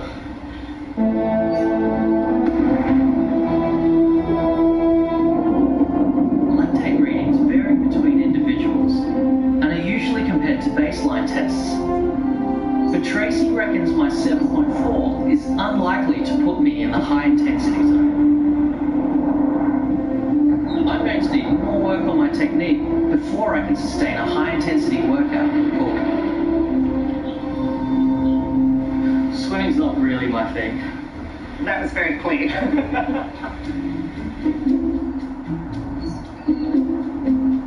There's one thing I really want to investigate while I'm here. Should I change how I exercise as I get older? You know, in the last 10 years, I've noticed that I've lost a lot of my power and strength. For example, I find it hard to get the lids off jars, and I find it is going to be a big predictor of my future health. Just how concerned should I be about my muscles as I age? Louise Burke is the head of nutrition here. So here's the DEXA. That is the DEXA machine. Okay, now what do I actually need to do? Well, we need to get all the metal off you. Louise and her team have been using this scanner to study the impact of training and nutrition on muscle development in elite athletes.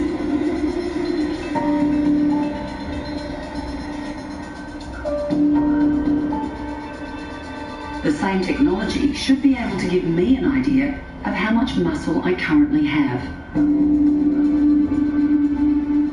The moment of truth. Oh, yes. Well, I'm interested to see what the DEXA had to say. Okay. All right, so this is what the DEXA machine thinks you look like. By using X-rays at different energy levels, the DEXA can differentiate between my bone and the different tissue types that make up my body. If we go to the next scan, you can see that that's the same representation, but this time we've got colouring in of the different tissues that it's picking up. We've got white, obviously, for the skeleton, and then we've got some red, which is showing you your subcutaneous body fat, and then we've got the green, which is the muscle mass, or the lean mass, which includes the muscle. Wow, it's just incredible to actually see the breakdown of what's inside me. So what's my sort of lean mass here? So the numbers we're seeing here today for your lean mass is 40.9. So I'm about 56 kilos, and 40 kilos of that, or 41 kilos, is lean mass. Yes. My muscle mass isn't quite as bad as I feared. On average, muscle mass peaks around about the age of 30, after which you start gradually losing more than you're creating. Between the ages of 50 and 60, muscle loss accelerates, and for me at 54, that's a worry. One of the ways that older people die is from a lack of muscle mass. They don't have enough muscle mass and enough function in that to be able to not fall over or to be able just to look after themselves. Low muscle mass is starting to be seen as an important predictor of mortality in the elderly. But even when we're young, our muscle does a lot more than just keep us mechanically functional. Your muscle is your metabolic powerhouse. So it's how you dispose of the glucose that you eat and handle the metabolism that's really important. It's what burns most of the calories in your body. And so being metabolically functionally healthy, you've got much better ability to be able to keep all those things in your bloodstream within the normal levels and not having them outside normal levels and doing damage to different parts of your body. So if we can just get people to retain a bit more muscle, they're going to be metabolically in a much better position. So they're less likely to have things like diabetes, and they may have stronger bones. Absolutely.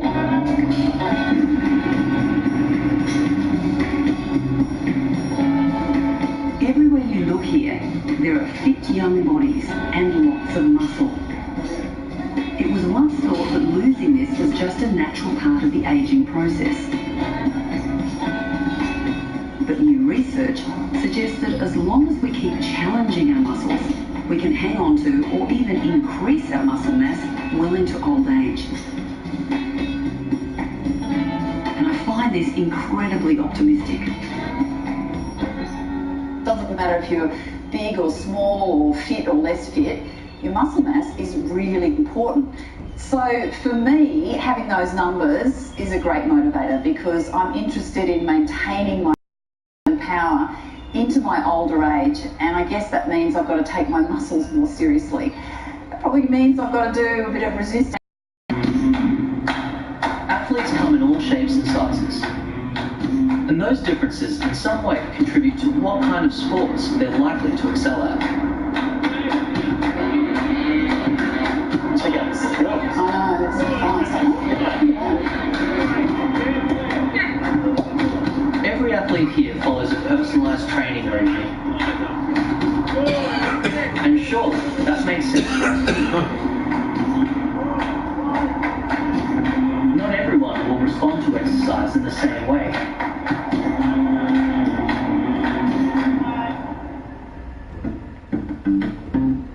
So before we came to the Institute, Caroline and I sent off our DNA to be profiled by one of the many companies offering to personalise our fitness.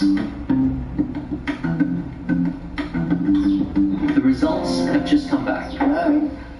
It's arrived. Ah, well, I'm very interested to see what it says. This is my first ever DNA test. Yeah, me too. Yeah.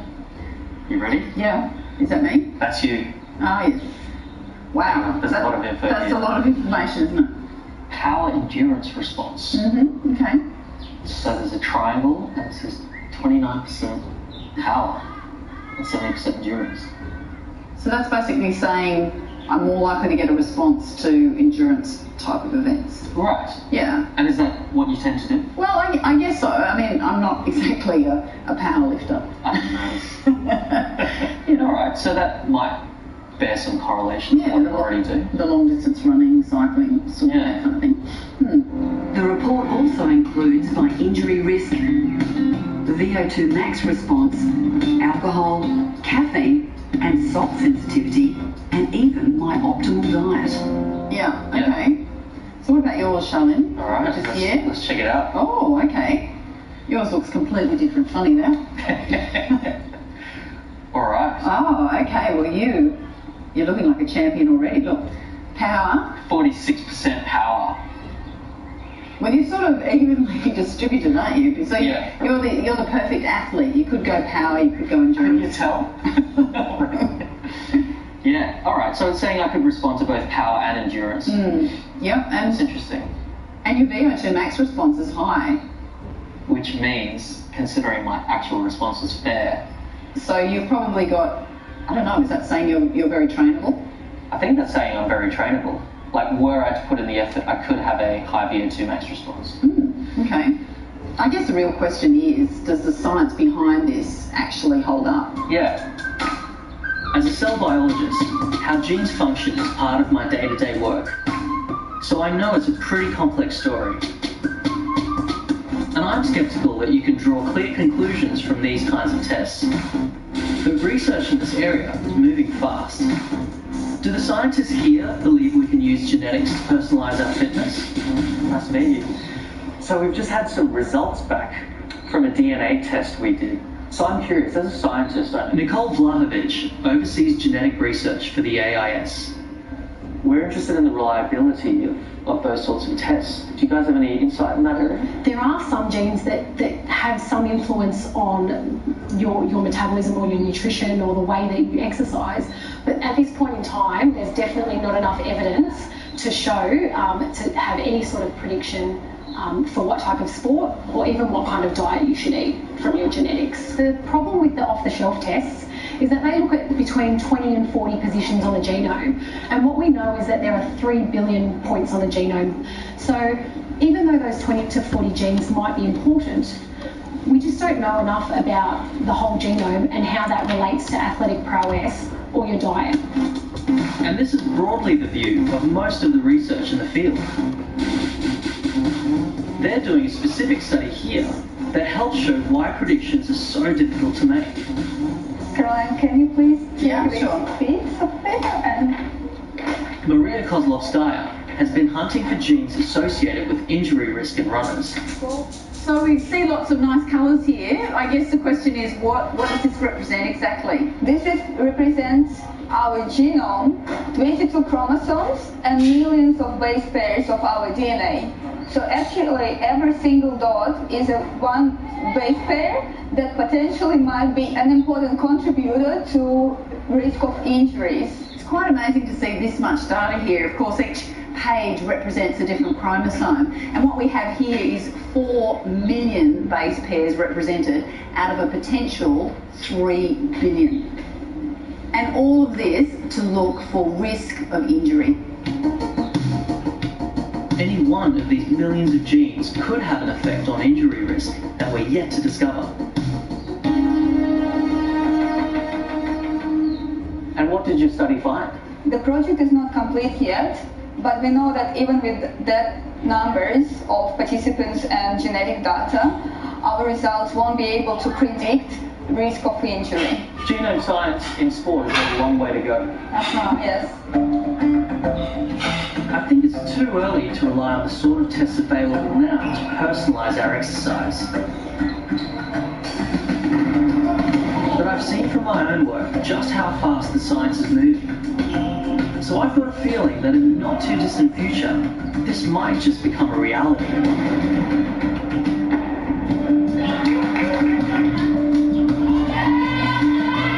Unless we're elite athletes focused on winning, most of us should be exercising for our health. And it's pretty common to measure our health by checking our weight, or what doctors call BMI.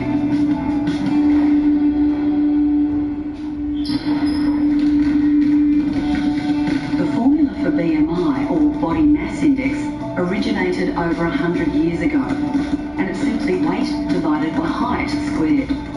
Work it out, one chest, one bounce. Go. But I'm wondering, how useful is it now? I'm going to put it to the test with two very different athletes. Izzy McVigar. I know from the internet that she's about 193 centimetres, which is 6'4", and even amongst her teammates she really stands out. Good job, girls.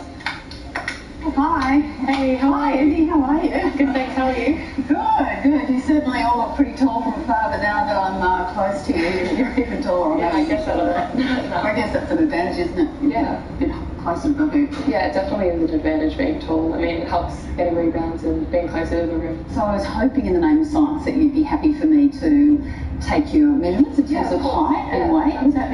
Would that be okay? Yeah, for sure. Doctors use BMI because it's an easy-to-calculate health risk tool. All you need is a tape measure, 93, pop you on, and a set of scales. and to see what you're reading in it. So that's 80.7. And I can go away and calculate it. Right here? Yeah. Okay. Generally speaking, the higher your BMI, the higher your risk for some conditions like arthritis, type 2 diabetes, and heart disease. But that's not the whole story. So now I'd like to find an athlete of a different size and shape to compare. Elia Green is part of our National Sevens rugby team, and she's absolutely made of muscle. I guess with rugby sevens, you not only have to be fast, but you have to be super strong as well. Exactly, and I use that as my confidence. If I'm as strong as I can be in the gym, then I know that I can be unstoppable when I get on the field. Okay, so it's all about sort of speed, but also strength. Yeah, absolutely. Yeah. Elia measures up at 172 centimetres. And maybe if I can now get your weight on the scales. So you're coming in at 73 kilos. Is that your normal playing weight? It's actually a little bit under what I usually have. I'm probably about 75 kilos, but since my injury, I've lost a bit of muscle, obviously, so my weight's a bit down. What about through a game? Then again, we'll lose like between 1 and 1.5 kilos of sweat, usually. Now I'm curious to see what the numbers say. There are plenty of online BMI calculators for us to look at. Now if I put in Izzy's numbers, she was 193 centimetres tall and close to 81 kilos. She comes up with a BMI of about 21.7, which is completely in that healthy range of BMI. So when I put Elia's numbers into the calculator, she's 172 centimetres tall and 73 kilos, she comes up with a BMI of 24.7, which is at the upper end of that healthy range. Now, if she was out there playing rugby in a competition, she normally weighs a couple of kilos more, and that would have nudged her into the overweight range. Now, if we take a look at Elia, we can tell straight off that she's a strong, fit, and muscular athlete, and she's anything but unhealthy. So, obviously, BMI is not giving us the full picture. Recent studies suggest that nearly a third of people in the healthy BMI range could be considered unhealthy by other measures. While many in the overweight BMI range can still score well for their metabolic health. So BMI has its limitations. And what we're starting to understand is that it's not just how much fat you've got, but where you carry it that can be important. That's why doctors like me will measure your waist circumference along with BMI and track your physical activity levels to give you a more accurate picture of your health. Weight alone is just not enough. Earlier I discovered that high-intensity exercise can get me fit much faster.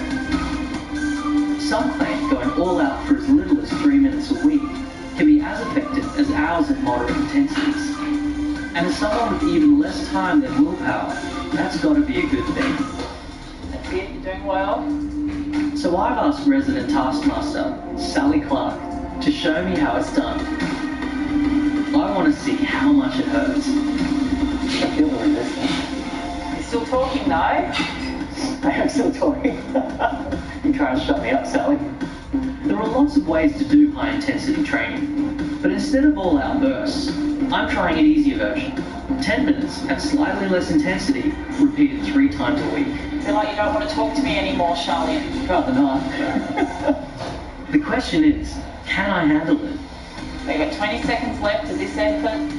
Sally's regime requires me to maintain a speed of 80 RPM, And down it goes.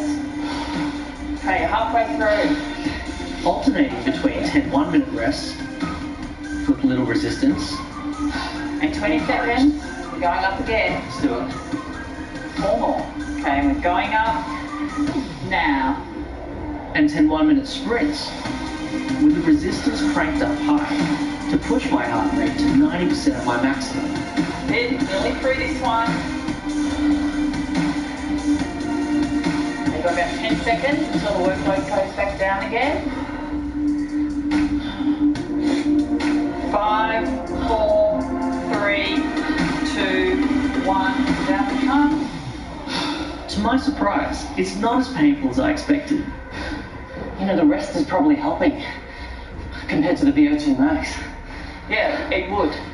Because I do cycle, so I guess my cycling muscles are kicking in or something. She pauses before she answers. Getting ready to go up again? You can do this.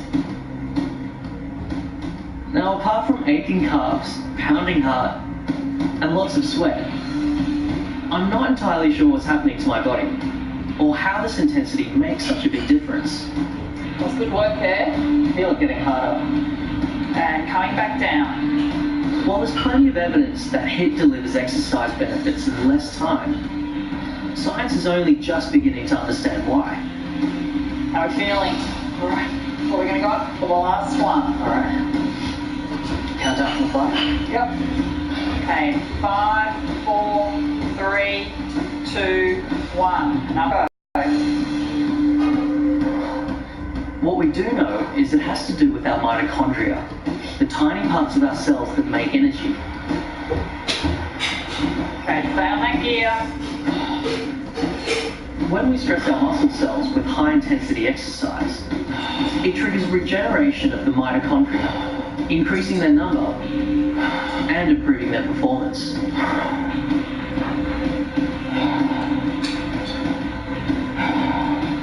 Okay, 20 seconds through. The end result is that my aerobic endurance increases. That's good, Charlene. My insulin receptor response improves, and my cells get better at metabolizing fats and sugars before they can do me harm. But it bloody hurts. Heart rate's at 162, right where we want it. Okay, 10 seconds. 164. 3, 2, 1, and down we come. How was that? It's good. Good. Hey, you like this high intensity? You know what, Sally? I'm lazy, but when a competition's involved, I get competitive. So you like beating the numbers? I like beating the numbers. Maybe I'll take this up. Great. Just gotta find a bike. And a Sally. Where am I gonna find a Sally, Sally's shown me that you don't have to be an elite athlete, or even have a particularly high pain tolerance, to train in the high intensity zone. I reckon most people could do this, even me.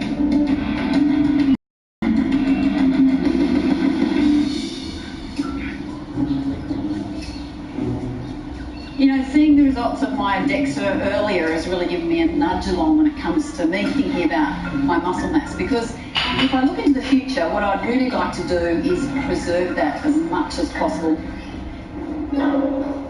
I've always thought of the weight section of the gym as mostly being for those big, burly bodybuilding types, and not for me.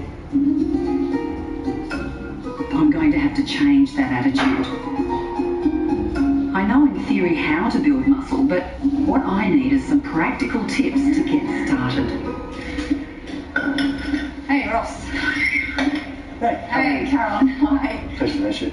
Ross Smith is charged with giving elite athletes across all sports the strength and power they need to get their job done. I'm going to be very different from the person that you normally work with.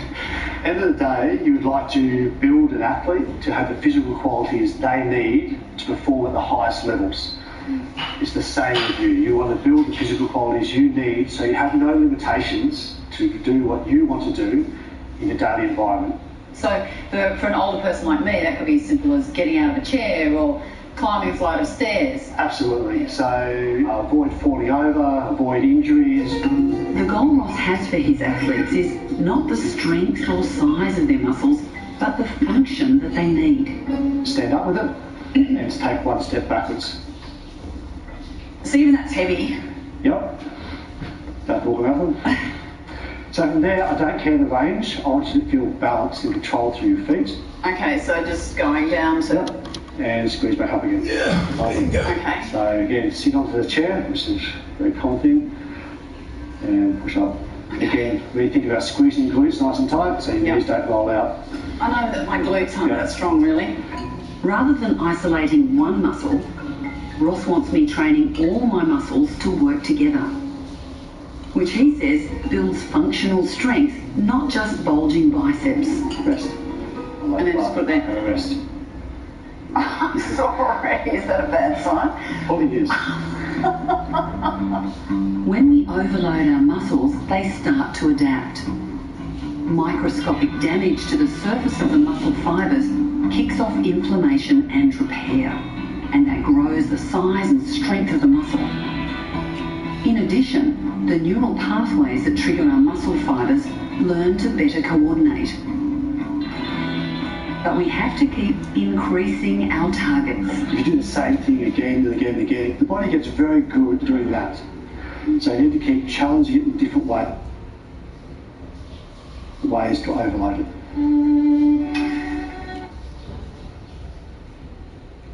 Now the pictures are clear. Muscle is being pushed into a mattress that's hard. I missed him. You might see the plastic here. That's still perfect. I'll go again, see if I can find him. Fishing like this is actually called fishing the swing, because he casts out the bank and swings across the current and finds fish on its way. For some reason, fish really like to... Fish really like hitting on the swing. Go! Oh, you had him, you had him. Yeah, I had him. Oh, that's a good fish. Nice fish? Yeah, I'm going to give my go, Jenny. One only a pup. Nice one. Give you a hand. Well done, Maddie, with your hand. There you go. What do you got there? Nice little barrel. Well done, Jenny. How much fun was that, mate? There you go, mate. There you have Oh, he's a nice fish. Hold it in there, bud. Yep, There you just have. get this out of hand here. Hang on. a nice little barramundi. Well done, Jenny, Now right? wait for Dad to get his. Oh, it's a good fish. Oh, how's that? How's the golden? Oh, just let me up here, grab my rod. Grab it, buddy. Grab it. Oh, mate. I'll just lay the rod there on the wing. There you go. Hold it up there. Yours is a two-hander, mine's a one. How much fun's that, Jenny? That is fun. Isn't that amazing? One's only a pup, You know- but you know what? there's bigger ones in there. Mine's Paul size, yours is jet size. Yeah. How much fun was that when he hit? Oh, he still put on a good hit. Absolutely. So I've got one question. Are you having fun yet today? Oops. Oh yeah, I'm having a lot of fun. Oh, got him? Nah, mate, he's gone. All good. Well, Jenny's dropped his. This one, come back for dinner, because you just never know. I love barramundi. How are those jumps? Bang, bang, bang. Jet and I fish these little squidgy prawns. How good are they? So lifelike with those orange eyes, even little feelers, on what you call a weedless rig. Basically heads down, that little tail goes bang, bang, bang, bang, and the bassets just can't help themselves. No, Jenny. I didn't have to even pull him in.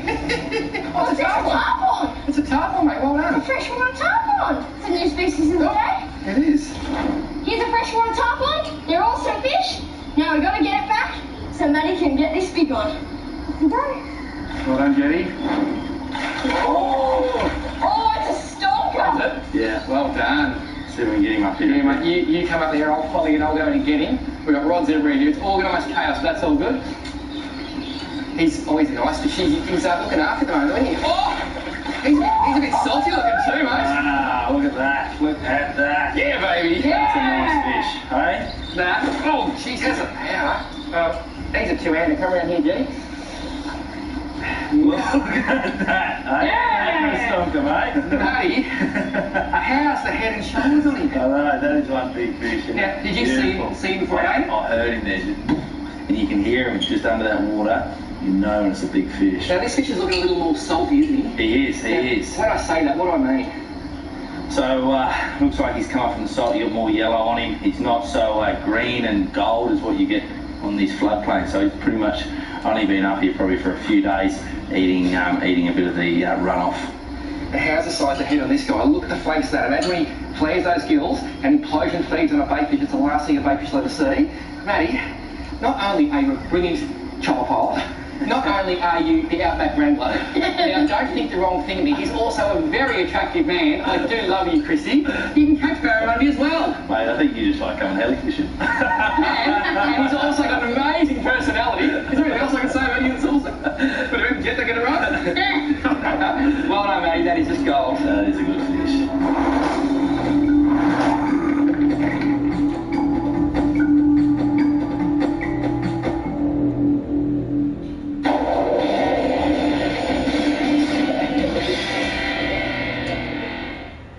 Imagine you had a big family You used your own sperm. you didn't know about. Just nearly. Clothes on really out of the shop. Three of us. Sisters, coming to Wednesdays on 10. Fill out your four-wheel drive with Ironman 4x4. Ironman 4x4 can supply the best products for your brand new or coloured four-wheel drive. Whether you run a fleet, you're a tradie, or if it's your personal four-wheel drive, Ironman 4x4 offers suspension solutions, pull bars, winches, LED lights, side steps, canopies, tow bars, as well as the very best camping gear. Ironman 4x4, safer, stronger, smarter. Be a vocal local. Vote and have your say about this. And this. And this. And this. Vote in the local government elections and have your say about what happens in your local community. Authorised by Lynn Craigie, Welcome West Leaderville. Don't put up with nearly clean. Finish Quantum Ultimate cleans tough stains first time. Try Finish Quantum Ultimate and get really clean, not nearly clean.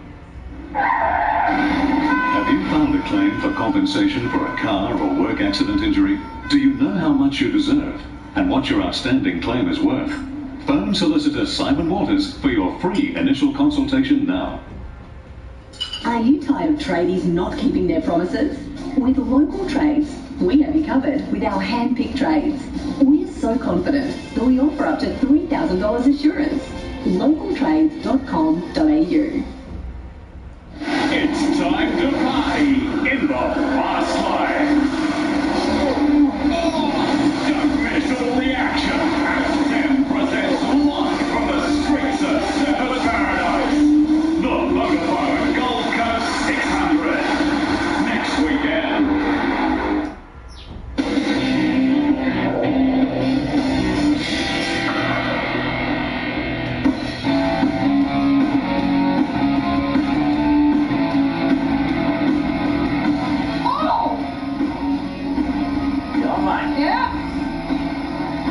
He fell off, but... Are you still got him? He's going in the weeds, mate. Oh yeah, I've still got him. Another fish has smashed him. Yep. Another fish has tried to eat your fish, Dad. Oh, I got him. I got the fish. This could be the one that tried to eat yours, Yeah, I'll Jet. get mine out of the water. I don't know how big it is, but it went hard.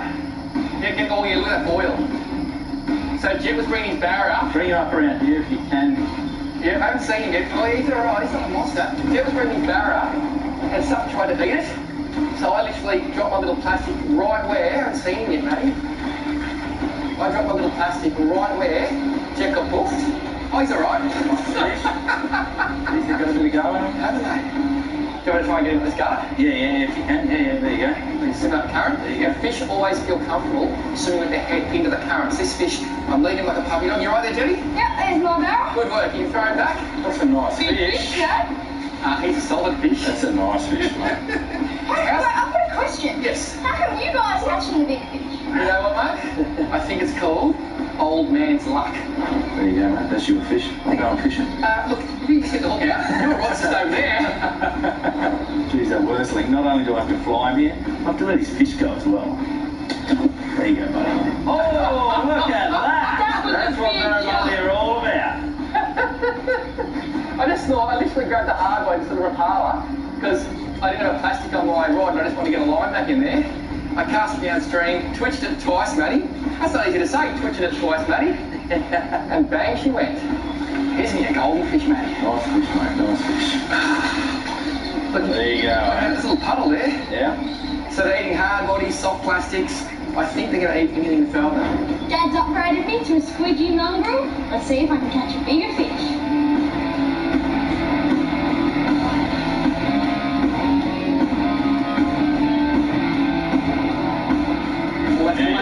Nice and steady, mate, that's it. You got Right there. it. Right there, buddy. That's it, that's the spot, isn't it?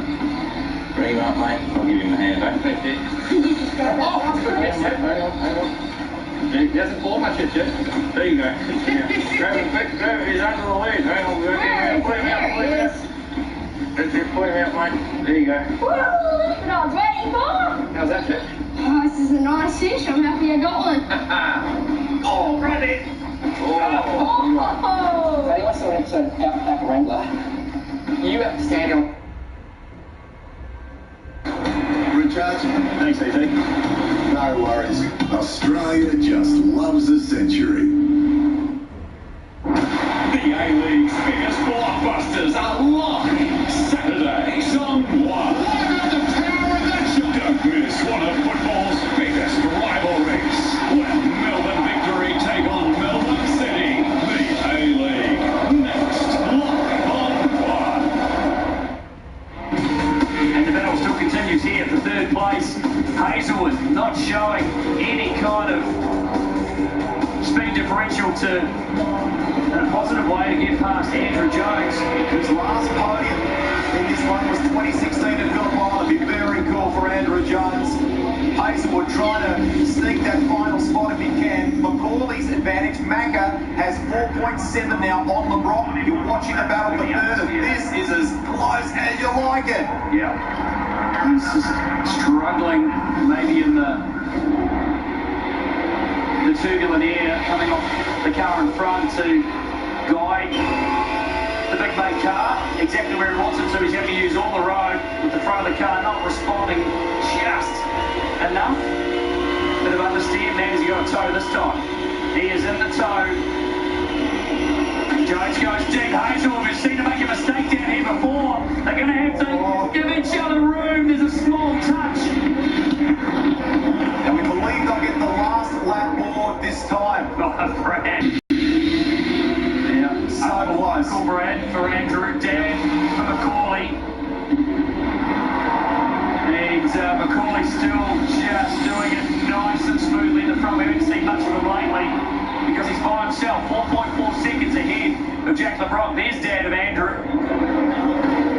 Inside the Brad Jones bunker there. Nick Percat, who will partner tomorrow with Macaulay Jones. Here's the gap. Here's Hazelwood. Now remember, Hazelwood's in the third of the Brad Jones Commodores tomorrow. The cool drive entry. That's right, actually completely forgotten about that. So he's a BJR driver tomorrow. At the moment he's a Matt Stone racing driver. He's got a Brad Jones car ahead of him. He'll have conflicting thoughts going on in his brain. Wonder if Brad's got a communication with Hazelwood as well. Calling down the hill.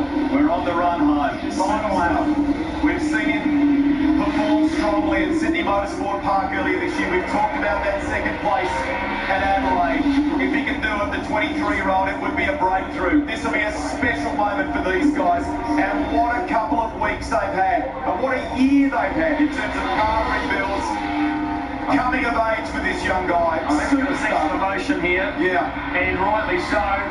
Not championship, but still, this is a win at Bathurst. This is fighting everybody in the championship. Like the likes of Paul Dunbar, the likes of LeBrock, the likes of Hazelwood. Here he comes. Couple of quarters remaining. Yes, Brad. You should be emotional. This is a great moment. Great piece of driving, great piece of strategy. The youngster is about to break through and join the winners list in Dunlop Super 2. Macaulay Jones does it. He's the winner of the mountain. In the second tier of our sport, Dan's tearing up. Well done. Second is going to be two Brummies. Andrew Jones is going to hang on for third place. Brad Jones racing at fourth and third.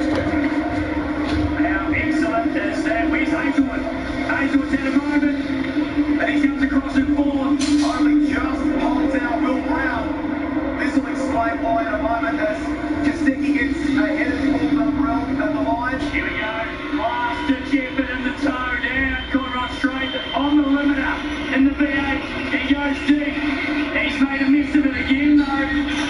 And just couldn't pull up. He is lucky to get through. Look at the steering wheel action. Yeah. 2 deep. I'm not going Get a out. sloppy on the gear shift. See ya. Yeah, now. Todd Hazelwood, he really styles it through. There's Brad Jones. Boy has won this race. Not like now.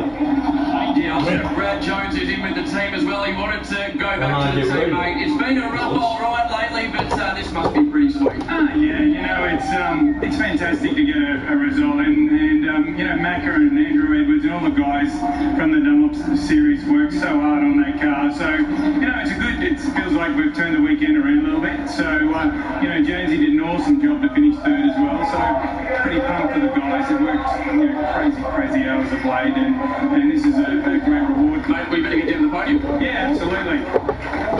Congratulations, Macaulay Jones and everybody at Brad Jones Racing. It means so much. Awesome stuff, Macaulay.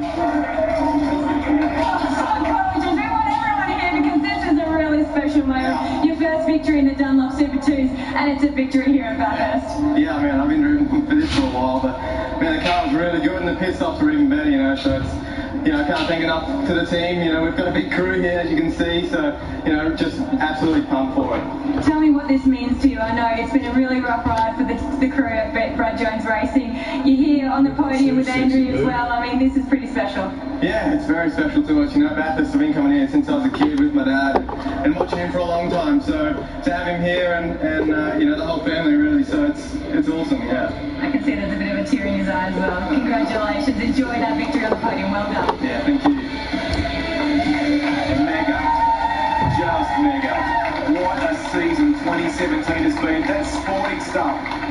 This will be a special podium to savour, to celebrate and enjoy for Brad Jones Racing. Let's take it there now. Here's Chad.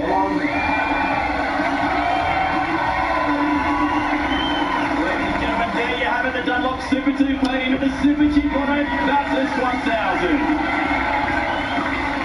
And that is going to taste pretty damn good. Champagne showers for Macaulay Jones. He wins at the Mountain in Dunlop Super 2. Andrew Jones on the podium there. We get one round of this wonderful series to go. And it's at a brand new venue, a wonderful grand finale that we're super excited about.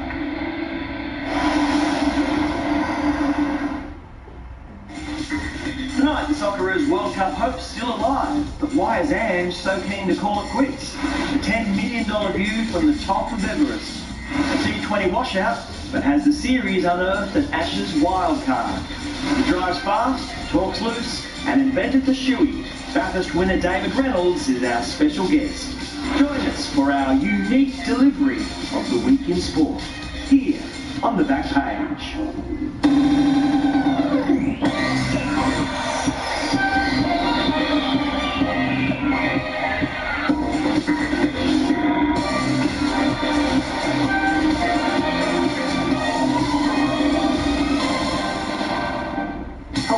Welcome to the Backpage Saturday Night Style, just our weekly celebration of all things sporty, and a special welcome to Jim.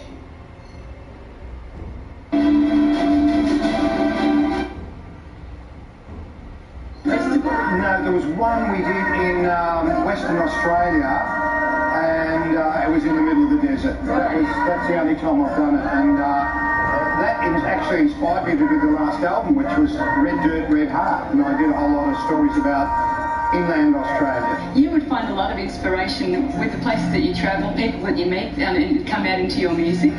Yes, yeah. I look for stories, and I like to find nice stories about people. And I'd rather write a story song because you seem to have a start, a middle, and an end, rather than just writing something and going, oh, there's the chorus, or what do I write now? And sort of goes around in circles. Yeah. What a musician, and when you listen to his set, it's just hit after hit after hit. Yeah, great bloke, and gave us a lot of time, and the audience just love him. Tanya left Russell to tune up, which is a perfect segue to Diesel Care, who've kept us tuned up during our 2,000-kilometre journey. I want to talk to you now about the Skybound Power Module, which is a really good addition to a diesel vehicle when you're going in caravan. someone coming to us and saying, hey, I've got the van now and we've loaded it up with all of our gear and now we're finding that we don't have enough power in our vehicle. So we can help them with that in most cases with the addition of a Steinbauer power module. What we can do by adding a Steinbauer power module is give you 20% more power and torque for most vehicles, and sometimes a little more. With a power module, having more power, you can actually use less fuel time. Planning our trip was made easy by our partners at Outback Queensland. For more information to get the most out of your stay and to help you live Australia's story, visit Outback Queensland at outbackqueensland.com.au. There's heaps more on today's show as Tanya meets up with the McCloymons. Some bloke using Tanya's last name hits the stage, and we see a drag race in the desert of a different kind. Now you lot need to stick around because after the break we get a bird's eye view of Birdsville.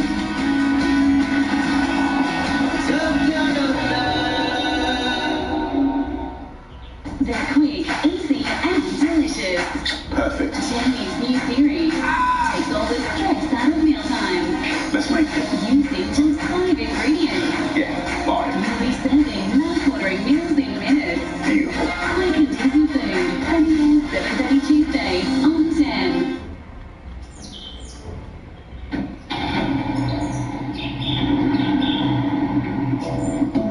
Thinking about selling your caravan? Log on to Caravan Camping Classifieds. With a fixed price of only $25 per listing and thousands of visits to the site each year, you're bound to say goodbye to your old van quicker than you think. There's great tips and hints, and it's a no-fuss way of selling your van, and you may even find your new van on Caravan Camping Classifieds.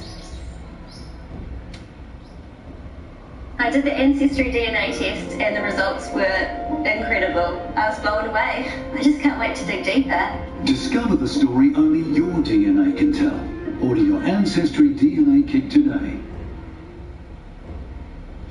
Looking for a hotel that fits your budget? TripAdvisor now searches over 200 sites to find you the hotel you want at the lowest price. E grazie, Giuseppe. Find a price that fits. TripAdvisor. Now. Barbecues Galore is on sale now with an incredible 20% off all barbecues, grills, smokers, spits and more, all with 20% off. Hurry, this massive 4-day sale ends Sunday. Barbecues Galore. Step outside and live. Projects around the home never end, which is why Local Trades offers up to $500 in rewards for every job you do, which you can use on your next project. Visit localtrades.com.au.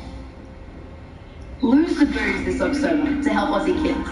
By giving up alcohol for a month, you'll feel great. And you'll be helping Life Education and Healthy Harold deliver vital drug and health education to Aussie kids. Register online today by yourself or Lose the Booze as a group. Got a big event planned? Simply buy a Leave Pass online and still enjoy a drink without missing out on October. So what are you waiting for? Take the challenge and sign up at october.com.au now. Everything you watch on commercial free-to-air television is covered by a code of practice. The code contains key community safeguards relating to program classification, complaints, advertising, and news and current affairs. The code has recently been updated to better reflect how you and your family watch TV. For a copy of the new code and information about the complaints handling process, visit the Free TV website at freetv.com.au. The project now 6 days a week, 6:30 Sunday to Friday. Who are you going to go and visit? This journey has been made possible by our partners at Red Arc. To find out why you should make Red Arc your partner on journeys like this, just log on to redarc.com.au. When we got the opportunity yesterday to get up in the chopper and go for a ride around, I was straight at it. Just go easy, don't do anything fancy, okay? Because I'm a nervous flyer. Mitch looked like a cowboy sort of chopper pilot, and I was a little nervous, but when he was putting his paw cream on his lips just before takeoff, I knew I was in safe hands. The flight took us around the event and was definitely worth it. Well, wait, just check that out. I've never seen anything like that before in my life. Mitch, that view is something else, mate. I mean, all of all the caravans down there, but that view across the 50 fantastic. I reckon you're just crazy if you don't come out on one of these flights with Mitch. Awesome. I was after all the eye in the sky and I couldn't help myself. Here with the eye in the sky, giving you traffic report this morning, letting you know how to get to work, when to go to work, and what roads to avoid. And if I was you, I would be avoiding the Birdsville to Big Red Road today because the traffic is horrendous. I had my fun. It was time to come down to earth and see how the town of Birdsville was faring. Birdsville is home to the Big Red Bash, and I'm going to go and have a chat to some of the locals to see how this event changes their little town. The pub was just overflowing with people. It was great to catch up with Ben, the publican at the hotel, and really get a bit of an insight too on their perspective of what an event like this does for the town. When you drive into town, that population sign says plus or minus 7,000. That's pretty accurate. Which means the bakery hits some serious numbers. 7,000 to 10,000 pies. We've been through about 1,800 loaves of bread so far, 2 tonne of flour. That's just for the What's Up Down Under crew. And with the city folk coming to town, the Roadhouse certainly becomes a busy place. If you were talking to someone who was planning on coming out this way, what would be some of your tips you'd give them? Make sure you've got a good tyre on your car, like a good brand tyre and they're in good condition. And you can't mess around with tyres because you need them. But at the end of the day, if something goes wrong, it's good to know that Barnsley's here in Birdsville to look after you. Yeah, we'll come get you. Thanks a lot, mate. Have a great week. Thank you. Another lot looking after us is Lotus Caravans. Well, not me, but David Martin is definitely enjoying the Freelander. Dave, Big Red Bash in full swing. We've been here for less than 12 hours. I just spent the night sleeping in a crew tent in the media area. I turn up here and have a look at your setup. You've got the grass grown, the cheese are out. What an amazing setup. Well, Macca, the beauty of the Lotus Caravan is we've got the fridge, the barbecue, the cooker outside, awning, external stereo system. You can put your telly and what your DVDs and What's Up Down Under outside. Mate, so the living area outside is probably just as comfortable as the living area inside when you look at the features. Well, mate, it is. Like what we've done here, you can see we've got stuff everywhere. There's people coming and going. They're all excited. One lady said to me before, she said, Dave, it's like a motel in here. And I said, well, what about the courtyard area outside? You can have a cold drink and burn a few chops and things. She was right. Well, I've decided to take a look inside for myself, and you know what? Lotus have absolutely nailed it with the Freelander. It couldn't be more perfect for entertaining guests, as the Freelander boasts a massive kitchen with a 3-way Dometic fridge and gives you the ability to cook up a storm with the Thetford oven and stovetop. There is storage galore and a place for absolutely everything. The Freelander also features twin solar panels and battery system, so you can be living in comfort wherever you take it. The van is sleek from top to bottom and has all the features you'll need to explore in comfort and style, with plenty of space for the whole family. The Lotus Freelander is built on the rugged G&S chassis and has independent suspension, so you'll be sure to have a smooth ride on any road you choose. Trust me, we have been on some rough roads on the way out to Big Red, and the Lotus vans have not slowed us down one bit. Well, Dave, it's all happening here at the Big Red Bash, and it's all happening in the Lotus Caravans. You keep enjoying the comfort of this, and I'll go and cuddle up with the centre pole tent they got me in. Thanks, Macca. If anyone wants to contact us, it's lotuscaravans.com.au or one of our dealers in our national dealer network. Don't go away, because after the break, we learn how to dress for a drag race.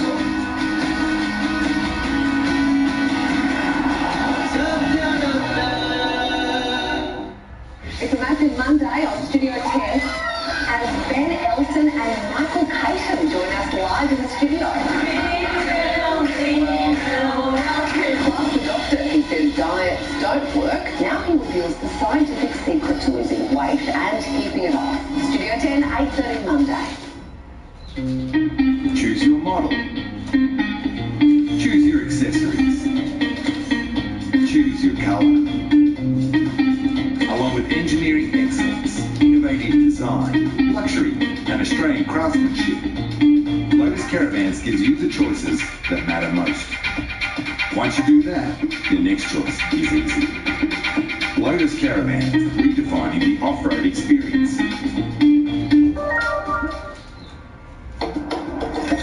There's a crunch, followed by a subtle sweetness. Well, that's what they taste like to me. New potato crisps from Brad Rock Deli. Rush in and clean up at Amart Furniture. Thursday to Sunday only. Save 20% off all regular priced outdoor, including New Season Outdoor. That's 20% off outdoor settings, alfresco lounges, day beds and more. With a huge range of wicker, timber and aluminium. Hurry in Sunday at Amart Furniture.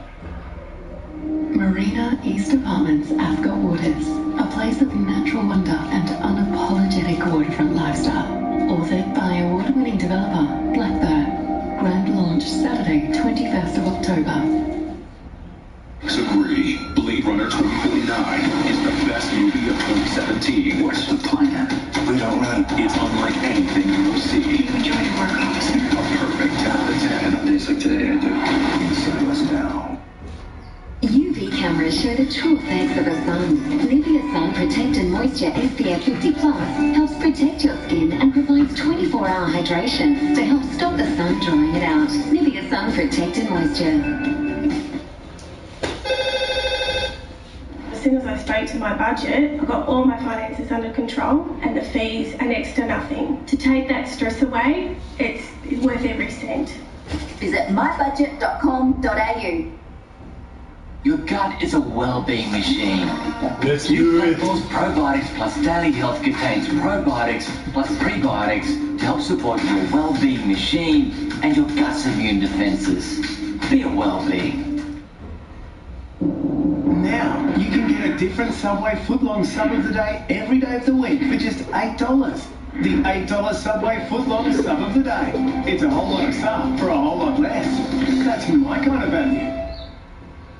Pink, live in concert. Australia's favourite pop superstar Pink returns to Australia in 2021 to one of the most spectacular live performances of her generation. The Telstra Thanks 48-hour pre-sale starts this Monday, October 16 for Telstra customers. For more information, visit telstra.com/music. Monday, Nick Malloy is back to keep the laughs coming with Ed, Jade, Anne, and Sam on Have You Been Paying Attention? This journey has been made possible by our partners at Lotus Caravans. To find out more and to see the latest range of